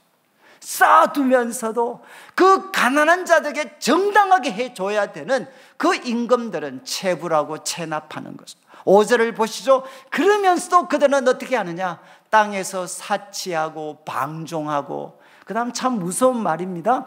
남한테 줄 것은 안 주면서 자기는 사치하고 방종하고 살육의 날에 너희 마음을 살찌게 하였다. 이게 무슨 말이죠? 바로 도살장에 끌려가는 돼지의 모습입니다. 바로 너희들한테 무엇이 기다리고 있느냐? 돼지들에게 살육의 날이 있는 것처럼 하나님으로부터 너희들을 살육하게 되는 그 날이 다가오는데, 그래 너희 마음을 살찌게 하고 있구나. 그러면서 6절을 보시죠. 너희는 의인을 정죄하고 죽였다. 그는 너희에게 대항하지 아니했다. 이건 무엇입니까? 소위 유전무죄가 되는 거죠. 여러분, 무전유죄, 바로 부자들을 향해서 정직한 말을 하는 사람들을 죽여버리는 바로 이런 죄를 그들이 범한다는 거예요. 여러분, 이것은 바로 부한자 모두가 아니라 부한자들이 가장 범하기 쉬운, 성경에 여러분 부자들이 천국에 들어가시는 것은 약대가 바늘귀에 들어가는 것보다 더 어렵다는 게 무엇입니까? 부가 가지는 인간에 대한 지배력입니다. 그 지배력은 바로 이와 같이 나타나는 거죠. 쌓아두는 겁니다. 그리고 또 어떻게 하느냐? 남에게 줄 것은 아끼는 것입니다. 그렇지만 자기 자신에게는 끝없는 사치로 자신을 살찌우고, 그리고 자기를 향해 옳은 말하는 사람은 죽여버릴 수 있는 이런 가공할 만한 악의 힘이 이 부 속에 담겨져 있기 때문에 여러분, 부자가 천국 가는 것은 그만큼 힘이 든다. 부가 가질 수 있는 이 파괴력을 해체시킬 수 있는 능력을 우리 주님으로부터 공급하지 않는다면 여러분, 부자들이 천국 들어가는 건 정말 힘이 든다. 이렇게 예수님이 말씀하셨어요. 여러분, 참 긴 내용이었는데 마무리를 하면, 여러분이 이제 우리들의 혀 사용하실 때마다 위로부터는 지혜에 사로잡힐 수 있는 정말 귀한 지도자들이 되시고, 그리고 싸우고 싶을 때는 여러분 더욱 큰 은혜를 받을 때다 라는 것을 기억하고, 여러분 하나님께 무릎을 꿇으셔요. 한번 의지적으로라도 한번 여러분 행동으로라도 한번 해보시죠. 하나님께 한번 무릎을 한번 꿇어보시죠. 정말 기분이 다릅니다. 하나님께 무릎 꿇고, 그리고 기어서라도 하나님 가까이 하고, 그리고 세 번째, 여러분 우리가 하나님 앞에 회개하고, 그래서 주 앞에 자기를 낮추어서 하나님이 높이시는 귀한 삶이 되시기를 원합니다. 여러분 이제 10분 쉬시고, 제가 30분 하면 뒤에 거는 끝나니까 너무 괴로워하지 마시고 30분 9시 반에 정확하게 시작을 하겠습니다. 예, 저희들이 이제 야고보서 5장 우리가 7절 말씀인데, 우리 7절 말씀을 우리 자막에 한번 비추어 주시고 저희들이 같이 한번 읽도록 그렇게 하겠습니다. 7절을 같이 한번 읽겠습니다. 그러므로 형제들아, 주께서 강림하시기까지 길이 참으라. 보라, 농부가 땅에서 나는 귀한 열매를 바라고 길이 참아 이른 비와 늦은 비를 기다리나니. 아멘. 여기에 보면 이제 그 1장 시작할 때 이제 야고보 사도가 시작했던 주제입니다. 이제 인내해라 라는 주제를 이제 마지막 부분에서 한 번 더 반복을 합니다. 길이 참으라. 이제 길이 참으라. 형제들아, 길이 참으라. 근데 여러분 이제 그 성경에서 길이 참으라라고 번역한 단어는 이제 헬라어로 주로 사람과의 관계입니다. 그리고 인내라고 번역된 단어는 대부분이 힘든 상황과 관계되는 겁니다. 그래서 이제 힘든 상황은 인내하고 사람을 향해서는 오래 참아야 되는 거죠. 그런데 지금 사도가 이야기합니다. 형제들아, 길이 참으라. 특별히 사람들한테 우리가 시달리잖아요. 사람들한테 시달리는데 길이 참으라. 그런데 언제까지? 주께서 강림하실 때까지, 주님 앞에 우리가 설 때까지 길이 참으라, 이렇게 사도가 권면을 합니다. 여기 강림으로 번역된 단어는 파루시아입니다. 파루시아, 왕의 방문입니다. 왕의 방문. 고대에서 바로 황제가, 왕이 방문하는 것을 파루시아라고 이야기했어요. 그러니까 바로 주께서 방문하실 때까지, 이게 이제 재림을 나타내는 전문 용어로 바뀌게 되는데, 바로 왕이 오실 때까지 너희들은 길이 참으라. 그러면서 이야기합니다. 농부의 예를 드는데, 여러분, 농부는 귀한 열매를 바랍니다. 그러면서 어떻게 하느냐? 길이 참아 이른 비와 늦은 비를 기다립니다. 참 이 예가, 이런 농부는 여러분 두 가지를 기다리고 있다는 거죠. 두 가지. 뭘 기다리고 있습니까? 귀한 열매를 기다립니다. 이거는 파루시아에 일어나는 일이죠. 주님이 다시 오실 때 우리가 길이 참으며 주님의 뜻에 순종한 것에 대해서 주님은 우리에게 귀한 열매로 갚아주실 겁니다. 그런데 그 귀한 열매만 바라는 게 아니라 또 하나 무엇을 기다립니까? 바로 이른 비와 늦은 비를 기다린다는 거죠. 여러분, 유대 사회 농사는 우리 한국 사회와 반대입니다. 그래서 11월 달 부근에 이제 파종을 하는데, 그때 내리는 비가 무엇인가 하면 이른 비입니다. 이른 비. 그리고 3월과 4월이 추수하는 계절이 되고, 그때 내리는 비가 늦은 비가 됩니다. 여러분이 이제 고대 농경 사회는 오늘날처럼 이렇게 소위 말해서 물과 관계되는 이런 것들이 잘못되어져 있었기 때문에 절대적으로 하늘을 의존했잖아요. 그래서 귀한 열매를 맺으려면 농부는 적절한 때에 주어지는 이른 비와 늦은 비를 구해야 됩니다. 기다려야 됩니다. 여러분, 그것처럼 바로 우리 성도들도 길이 참아야 된다. 여러분, 두 가지를 기다려야 됩니다. 주의 강림을 기다리는, 왕의 방문, 왕이 오심을 우리는 기다려야 되지만, 또 하나 그 왕 앞에 귀한 열매를 맺기 위해서 바로 오늘이라는 이 순간에 가장 적합한 이른 비와 늦은 비의 은혜를 구해야 된다. 그래서 사실 이게 펜테코스탈 쪽에서 이른 비와 늦은 비는 그분들은 성령으로 해석을 합니다. 성령으로 해석을 해요. 이건 우리가 참조할 만합니다. 새로운 시대를 여는 이른 비와 늦은 비는 성령이 우리에게 임하시는 거죠. 그래서 우리 성도들은 사람에게 시달리고 때로는 이 세상 속에 고달픈 삶을 살지만 우리는 두 가지를 기다립니다. 주님 앞에 서서 주님이 우리의 수고를 귀한 열매로 갚아주시는 그날을 기다려야 되고, 또 하나는 무엇이냐? 바로 이른 비와 늦은 비의 은혜, 때를 따라 돕는 성령의 은혜를 우리 성도들이 구하셔야 됩니다. 그러면서 이렇게 8절에 이야기하죠. 너희도 길이 참고 마음을 굳건해서 왕 앞에 서는 날, 그리고 이른 비와 늦은 비의 은혜를 구해라. 주의 강림은 가까이에 있다. 그러면서 9절을 한번 보십시오. 이렇게 기다려야 될 때 가장 우리를 힘겹게 하는 것이 무엇이냐? 형제들아 서로 원망하지 마라. 여러분, 가장 정말 주님을 고대하는 삶, 참된 경건을 살아가는데 가장 힘든 것은 무엇이냐? 막아서는 것은 무엇이냐? 바로 원망이라는 겁니다. 원망. 여러분, 이 원망, 그러니까 누가 생각나죠? 출애굽 광야의 시간을 거쳤던 이스라엘 백성들의 삶을 한마디로 요약하면 원망이었어요. 원망. 마치 그것처럼 하나님의 새 시대의 백성이 된 우리들도 주의 강림을 고대하면서 우리가 피해야 될 것이 무엇이냐? 출애굽 성도들의 실패를 반면교사로 삼아야 된다는 거예요. 원망하지 마라. 그러면서 구약 성경이 생생하게 보내어 주는 것처럼 그리하여야 심판을 면하리라. 그리고 이렇게 이야기합니다. 보라, 심판주가 문 밖에 서 계신데, 정말 하나의 재미있는, 어떻게 보면 좀 우스꽝스러운 편일 수도 있죠. 보라, 심판주가 문 밖에 서 계신다.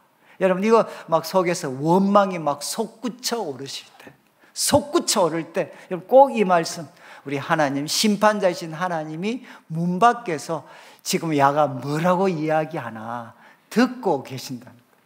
그때 어떻게 해야 되겠습니까? 속으로는 원망이지만 겉으로는 어떻게 해야 되겠습니까? 주님이 깜짝 놀랄 수밖에 없는 그런 약간 외식에 가까운 말을 해야 되는 거죠. 여러분, 주님께서 듣고 계셔요. 주님이 문 밖에서 다 듣고 계시니까 원망보다는 믿음과 소망과 사랑의 말과 행동을 하라는 겁니다. 그래서 피해야 될 것은 원망하지 마라. 그러면서 여러분 11절에, 우리들한테 10절에 보시면 형제들아 주의 이름으로 말한 선지자들을 고난과 오래 참음의 본으로 삼아라. 여러분, 정말 우리한테도 원망하지 않고, 그리고 길이 참고 인내하려면 뭔가 본이 되는 사람이 있어야 안 되겠습니까?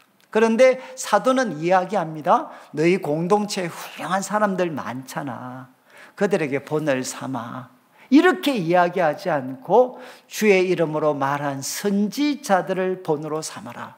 여러분, 우리들에게로 표현한다면 성경에 나와 있는 하나님의 사람들을 고난과 오래 참음의 본으로 삼아라. 여러분, 이제 지금도 교회 속에서 여러분 참 이렇게 그 사람들을 우리가 존경하고 따라갔다가, 좀 죄송한 말씀인데 실망하게 되는 경우가 참 많습니다. 그러면 우리들의 믿음이 흔들릴 때가 많아요. 그래서 저는 우리 교회 분들이 저한테 제일 섭섭한 게 뭔가 하면, 제가 밖에 나가서 우리 교인들 자랑을 하지 않습니다. 그래서 또 제가 한 번씩 이제 딴 데 그 부흥회 한 번씩 가면 부탁을 하셔요. 혹시 목사님 교회 훌륭한 성도들 그런 게 있으면 좀 간증 좀 해 주십시오. 우리 교회 성도들 진짜 훌륭한 분들 많습니다. 근데 저는 이게 자랑을 할 수가, 그분들에 대한 이야기를 할 수가 없어요. 근데 이건 제 개인의 그냥 일종의 제 개인적인 문제인데, 저는 어떻게 됐느냐, 우리 성도들 중에, 또 특별히 우리 청년들 중에 정말 훌륭한 애들 많았거든요. 그래서 그 아이들에 대해서 밖에 나가서 간증을 한번, 이런 본이 되는 사람이 있습니다. 그렇게 하고 나면 석 달 안에 저를 실망시키더라고요. 넘어지거나 아니면 실망을 시키거나. 그때 제가 이런 일이 반복되면서 제가 깨달았던 게 뭔가 하면, 하나님은 사람들을 높이는 것을 정말 안 좋아하시는구나. 저는 여러분이 한국교회가 지금 참 어려운 때를 보내는데, 여러분 그 중심에는 무엇이 있느냐? 사람들을 우리가 높이다가 사실은 하나님이 그것을 너무 싫어하셔서 참 우리들한테 이 아픔을 많이 주셨어요. 그래서 우리 성도들 보고도, 성도님들이 제 얼굴 보기 싫으면 간단합니다. 제 얼굴 보기 싫으면 밖에 나가서 제 자랑 많이 하십시오. 그러면 석 달 안에 나가드릴 겁니다. 여러분, 지금 이제 제가 이런 말씀을 드리는 것은, 저는 이제 하나님께서 말씀에 대해서 좀 눈을 뜨게 하시고 나서부터는 참 어렵고 참기 너무 어려우면 저는 창세기부터 그냥 성경을 쭉 읽어가거든요. 그런데 아브라함 쭉 읽다 보면, 아브라함 고생 많이 했네. 또 쭉 읽어. 요새 야곱이야, 이 골 때리는 인간 진짜 잔머리 굴리다가 고생하네.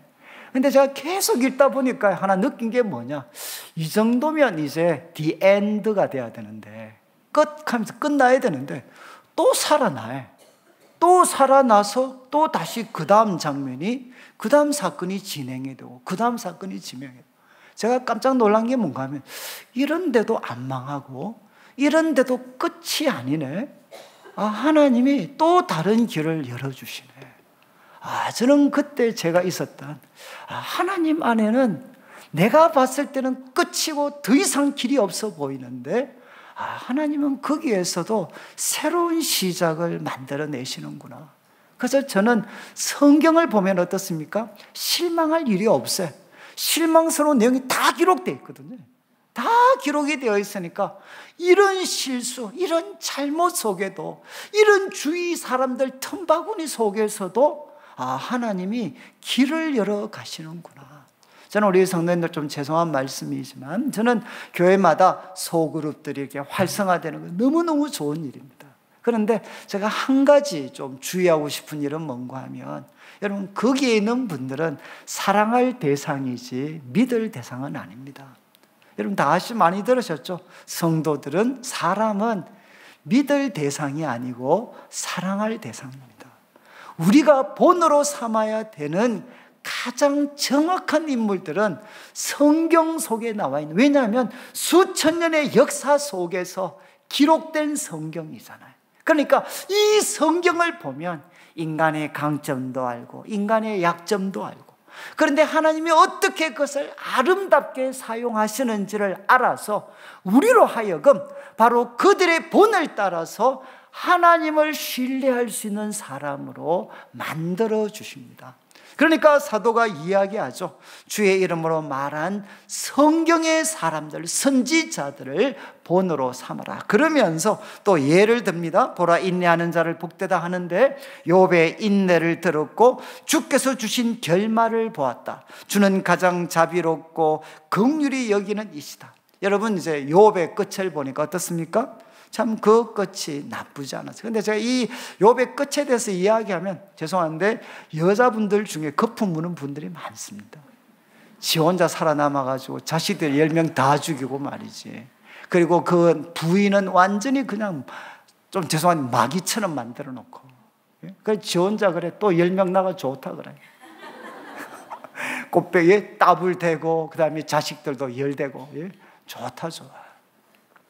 근데 저도 이게 정말 고민이었거든요. 근데 제가 욥의 아내를 공부를 조금 했는데, 성경을 가지고 공부를 했는데 욥의 아내도 제가 회개한 것 같아요. 그래서 이제 욥의 그 소위 그 결말이 있잖아요. 결말. 그 결말에 아마 욥의 아내도 굉장히 기쁨으로 믿음으로 동참을 했을 것 같고, 여러분 다 아시겠지만 다 따블입니다. 그런데 자식은 어떻게 되죠? 따블이 아니거든요. 똑같이 10명 줬어요. 그래서 말장난하기 좋아하는 신학자들은 뭐라고 하냐, 자식들도 따블이다, 땅에 10명 하늘에 10명, 뭐 이런 말장난을 하시는 학자들이 가끔 있습니다. 그러니까 그냥 말하는 거는 뭐냐, 욥이 그렇게 이해할 수 없는 고난 당했지만 인내했을 때 그것은 끝이 아니었다. 여러분 참 성경을, 저는 참 성경 볼 때 나오미 같은 사람이, 나오미, 그죠? 나오미 같이 남편 죽고 아들들 둘 다 죽고, 며느리 둘 데리고 이렇게 나오는. 그런데 나오미가 그 절망 가운데서도 이제 하나님께로 예루살렘 베들레헴으로 돌아오잖아요. 그래서 이 나오미가 돌아오는 장면은 신약의 탕자의 기환과 같은 사건입니다. 이해하시겠어요? 탕자가 돌아오는 모습이 구약에서는 나오미가, 거지가 된 나오미가 돌아오는 거죠. 그런데 여러분 그 나오미 돌아왔는데 그 여자가 나중에 어떻게 됩니까? 바로 정말 그 며느리였던 룻이 바로 그 다윗의 정조 할머니가 되는 거잖아요. 그리고 이제 나오미는 그런 고조 할머니가 되는 거죠. 제가 왜 이를 보느냐, 저는 나오미 보면 우리 할머니 생각이 많이 나요. 우리 할머니도 우리 아버님, 우리 할아버지 일본에 돈 벌러 가셨다가 6.25 전쟁 나서 그냥 생가부처럼 되셨고, 그래서 우리 아버지도 정말 무슴처럼 고생하셨고 그렇게 사셨는데 예수님 믿고 돌아오셨거든요. 그래서 참 그 많은 고생했지만 세월이 지난 후에 이제 저 같은 사람은 이제 목사가 되어서 성도들을 조금이라도 섬길 수 있는. 근데 우리 할머님 돌아가셨을 때 정말 많은 분들이 그렇게 눈물로 기도하는데 그 끝이 뭐냐, 그 꼴이 그게 뭐냐, 끝이 꼴이. 그러면서 많은 사람, 저 자신도 목사로서 그런 질문을 가졌거든요. 그렇게 일주일에 3일씩 철야하시고 금식하시고 기도하셨는데 삶의 끝의 결과물이 이게 뭔가 물어봐요. 그런데 여러분 참 나오미 보면서 그 나오미가 돌아왔을 때, 여러분 나오미는 그 못 봤겠죠. 하늘에서 보니까 그 손주 중에, 그 손 중에 누가 나옵니까? 다윗이 등장하잖아요. 그리고 다윗의 이야기는 나오미의 회개로부터 시작되고, 여러분 그러니까 지금 우리 한 사람 한 사람의 회개가 세월이 지난 후 어떤 어마어마한 결과를 만들어낼 줄 아무도 몰라요. 그러니까 저는 우리 성도들 보고 부탁하는 거죠. 아무리 힘들어도 그냥 버텨라. 지금 여러분이 버티면 우리가 살아있는 동안에는 그 결과물 못 보지만 우리 천국 가면 그때 내가 견뎠던 그 결과가 어떤 위대한 결과를 만들어내는 줄 천국 가면 볼 거다. 그래서 저도 지금도 이제 뭐 인내하고 이럴 때마다 그런 생각을 하죠. 막. 예? 우리도 막 그냥 화풀이 하고 싶잖아요. 그런데 인내하는 이유는 내가 천국 가면 알게 될 거다. 그리고 또 이야기합니다. 여러분, 천국 가면 누가 큰 소리 치겠습니까? 제가 청년들 섬길 때 딱 큰 소리 못 쳤던 게 딱 하나 있었거든요. 그게 군대 문제. 제가 방이거든요. 그러니까 제가 이제 군대 이야기 좀 하려고 그러면 저 뒤에 앉았던 해병대 출신 애들이 다 같이 벌떡 일어나서 이야기하면 방위는 교회에서 잠잠하라 뭐 이런 식으로. 그러니까 내가 야 알았다. 예? 그래 여러분 근데 군대 이야기만 나오면 거품 무는 사람들이 누굽니까? 이제 해병대 뭐 개병대 뭐 이런 데 있잖아요. 거품 물죠 완전히. 그럼 여자분들 여러분 식당 군기 장난 아니거든요. 여러분 식당에 여자분들 딱 군기 그 있으면 누가 제일 큰 소리 칩니까? 가장 엄한 시어머니 밑에서 고생한 사람들입니다. 그러니까 우리가 뭐 남편한테 시달리고 시어머니 시달리고 할매들이 이야기하죠. 그것도 고생이가. 예? 그러면 조용해져요. 예? 그러니까 여러분 누가 큰 소리 치나 여러분 이거는 고생했는 사람이 고생칩니다. 제일 큰 소리 치죠. 여러분 천국 가면 누가 큰 소리 칠까요?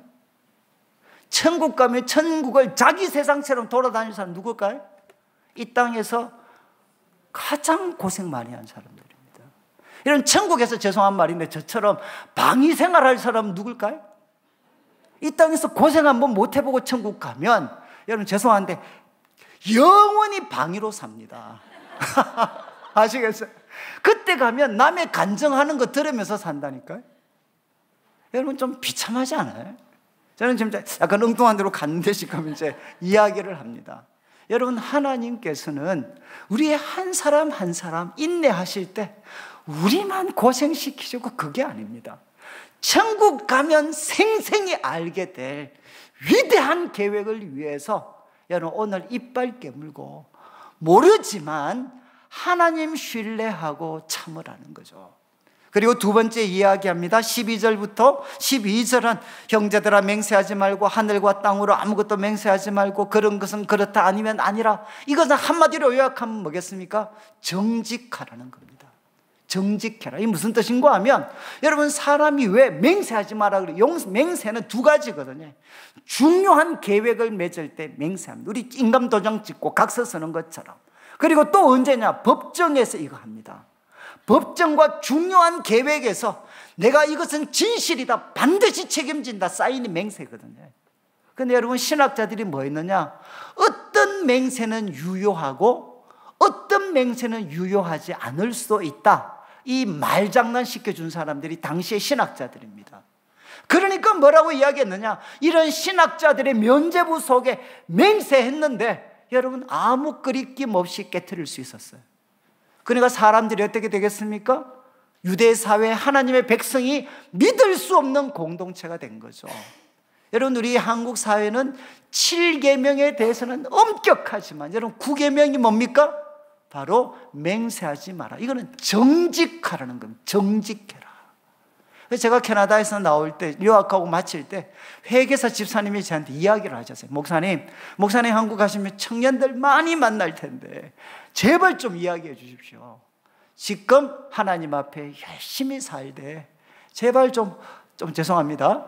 헌금 덜 드려도 괜찮은데 좀 정직하게 살라고 이야기해 주십시오.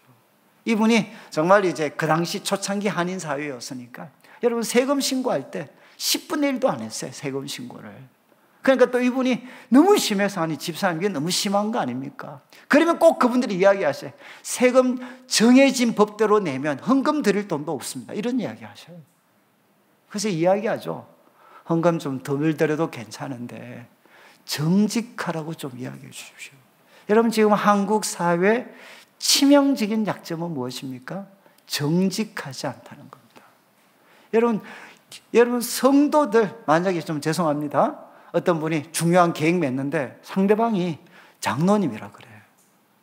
여러분 이렇게 갑자기 내가 뭐 이제는 걱정 안 해도 되겠다 이런 생각이 드십니까? 아니면 조심해야 되는데 어느 쪽에 가까우신가요? 여러분 교회에 안 나오시는 많은 분들의 이유가 뭡니까? 교회 믿는 사람한테 사기당한 사람들입니다. 얼마나 많은 사람들이 소위 신앙 좋다는 사람들한테 사기를 당했는지 그분들 돌아오지를 못해. 여러분, 지금 한국 사회는, 우리 참 한국 교회는 몇 가지, 예를 들면 7계명 같은 거에 대해서는 철저하게 이야기하죠. 여러분, 사람이 하나님 떠나면 첫 번째가 뭐냐? 진리의 사람이 거짓의 사람으로 바뀝니다. 새 사람의 첫 번째 모습은 무엇이냐? 거짓이 진리로 회복되는 것입니다. 그래서 사도가 이야기합니다. 이제 예는 예, 아니면 아니라. 그래서 제가 청년한테 이야기했더니 어떤 애가 당장 적용을 해가지고, 회장님 그 비서였는데, 비서가 제일 해야 되는 어려운 일이 뭡니까?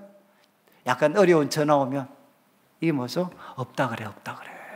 예? 그래서 이제 비서였으니까 전화 왔는데 아주 불편한 분이셨어요. 없다 그래, 없다 그래 막 사인했어요. 그런데 이 자매가 제 말씀에 은혜를 받아서 사장님 계십니다 이렇게 이야기했어요. 그래서 사장님이 막 눈이 완전 이상해졌죠. 그때 이 자매가 이야기했어요. 그런데 지금 전화 받으시기 어렵습니다. 그리고 딱 끊어줬어요. 여러분, 그때 사장님의 얼굴이 다시 바뀌었어요. 근데 무엇이죠? 우리는 거짓말을 해야만 피할 수 있다고 생각을 해요. 그런데 진리를 말하고도 지혜를 사용해 피할 수 있는 방법 많이 있습니다.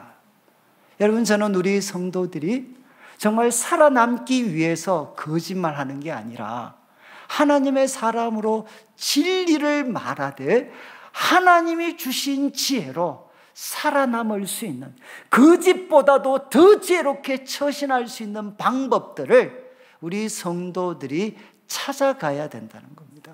그리고 이제 세 번째 13절부터는 고난당하는 자가 있느냐 기도해라, 즐거워하는 자가 있느냐 찬송해라. 여러분, 어느 게 어렵습니까? 고난당하는 자가 기도하는 게 어렵습니까? 즐거워하는 자가 찬송하는 게 어렵습니까? 여러분, 후자가 더 어려워요. 여러분, 이렇게 우리가 즐거워하면 꼭 찬송이 아니라 뭐합니까? 자랑합니다. 저는 해보니까 제가 설교를 좀 잘한 것 같아요. 그러면 집사람 보고 계속 물어요. 오늘 설교 어땠냐?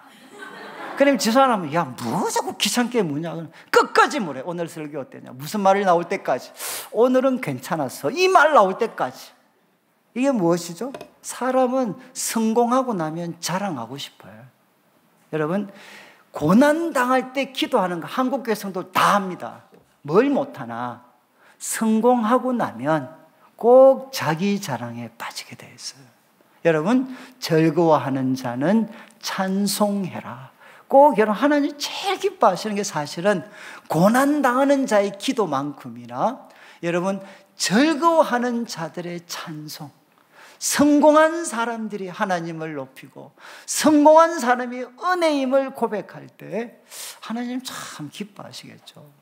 그리고 이야기합니다. 14절에 병든 자가 있느냐 교회 장로들 청하고 주의 이름으로 기름 바르며 그를 위하여 기도해라. 믿음의 기도는 병든 자를 일으키고 죄를 범하였을지라도 사심을 받을 것이다. 여러분, 참 이거는 믿음의 기도는 병든 자를 일으키는, 14절 한 번만 더 비춰주시면, 병든 자가 있으면 꼭 교회 장로들 청해라.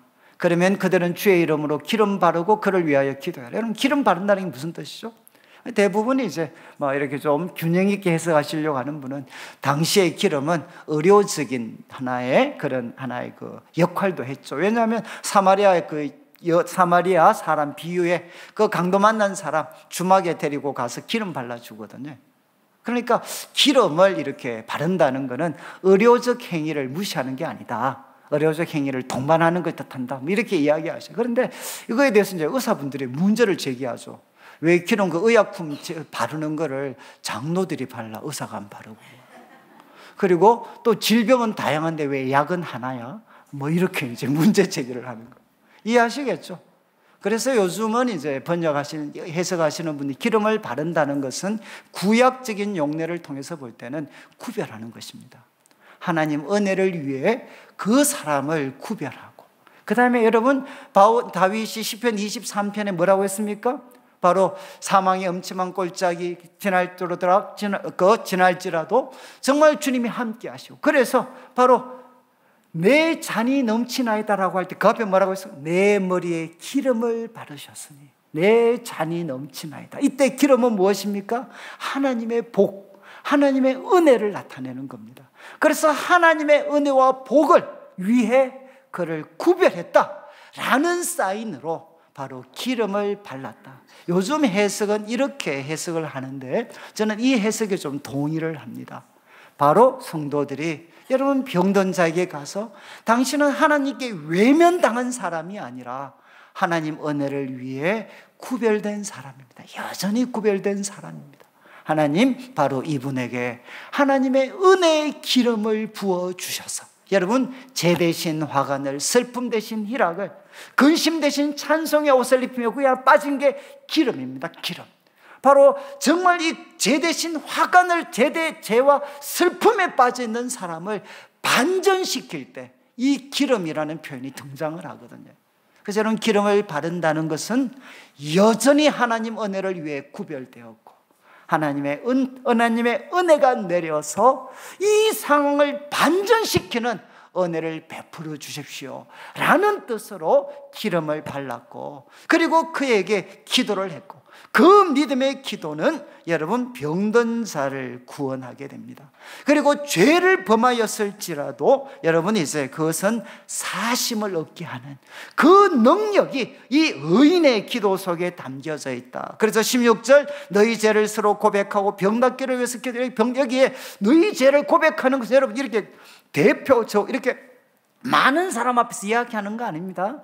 신뢰할 수 있고, 그리고 그의 잘못을, 그 비밀을 끝까지 잘 지켜줄 수 있는 사람들에게 너희 죄를 고백해라. 왜냐하면 여러분 이게 제가 제가 이제 영성신학을 공부했는데 우리 속에 담겨져 있는 어둠이 있잖아요. 이 어둠을 신뢰할 수 있는 사람 앞에서 성령의 도움을 통해 말로 표현할 때 여러분 거기에 놀라운 치유의 능력이 있습니다. 여러분 주님의 도우심을 의지해서 나의 아픔과 죄를 내 입으로 표현할 때 한번 해보시죠. 표현할 때 거기에는 놀라운 치유의 능력이 역사합니다. 그래서 이야기합니다. 너희 죄를 고백하고 병 낫기를 위해 기도하고 의인의 강구는 역사하는 힘이 많다. 그리고 엘리야를 위해서 엘리야의 예를 듭니다. 우리의 성전과 같은 하늘을 열기도 하고 하늘을 닫기도 했습니다. 여러분 참 열왕기서를 보면 열었던 이야기는 나오지만 닫았던 이야기는 나오지 않거든요. 야고보가 이야기하죠. 여러분 그 닫았던 것도 무엇이냐? 엘리야의 기도였다. 왜 엘리야가 열기만 한 게 아니라 닫기도 했겠습니까? 그들이 하나님 앞에 돌아오도록. 여러분 믿음의 기도는 이렇게 역사하는 능력이 있다. 그리고 마지막 19절 20절 이제 정리를 하면 주의 강림을 고대하는 공동체는 첫 번째는 여러분 주의 선지자들, 말씀에 기록된 사람들을 본으로 삼아서 여러분 끝까지 인내하고 원망하지 마십시오. 그리고 주님을 놀라게 하는 분들이 되십시오. 그리고 두 번째 여러분 정직하십시오. 우리는 진리의 사람, 참의 사람이기 때문에 우리는 바로 정직해야 되고, 세 번째 여러분 기도하고 하나님을 찬송하는 사람들이 되시고, 마지막 우리들 주위에 정말 미혹되어 진리를 떠난 수많은 사람들이 있는데 그들을 돌아오게 해라.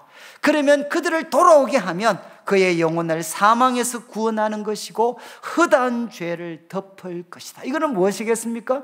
그들이 돌아와서 주님 만나면 허다한 죄가 다 덮여지게 되죠. 가장 큰 사랑은 무엇이냐? 그들을 다시금 주님 앞에 돌아오게 하는 것입니다. 우리들 가운데 미혹되어 진리를 떠난 사람들이 있다면 그들이 돌아오게 하는, 그들을 돌아오게 하는 공동체가 되어야 됩니다. 이제 이 야고보서를 마치면서 주님께서 다시 오시는데 바로 다시 오실 주님을 고대하시면서 저는 우리 새순교회가 정말 인내하고 그리고 말씀의 사람들을 본으로 삼고 하나님 놀라게 하는, 주님께 칭찬받는 성도님들이 되시고 정직한 사람이 되시고 기도하고 하나님을 찬송하고 수많은 사람들을 바로 여러분 죄에서 미혹된 길에서 돌아오게 하는 귀한 교회가 되어서 다시 한번 한국교회 새로운 시작을 보여줄 수 있는 성도들 되시기를 주님의 이름으로 축원합니다. 같이 한번 제가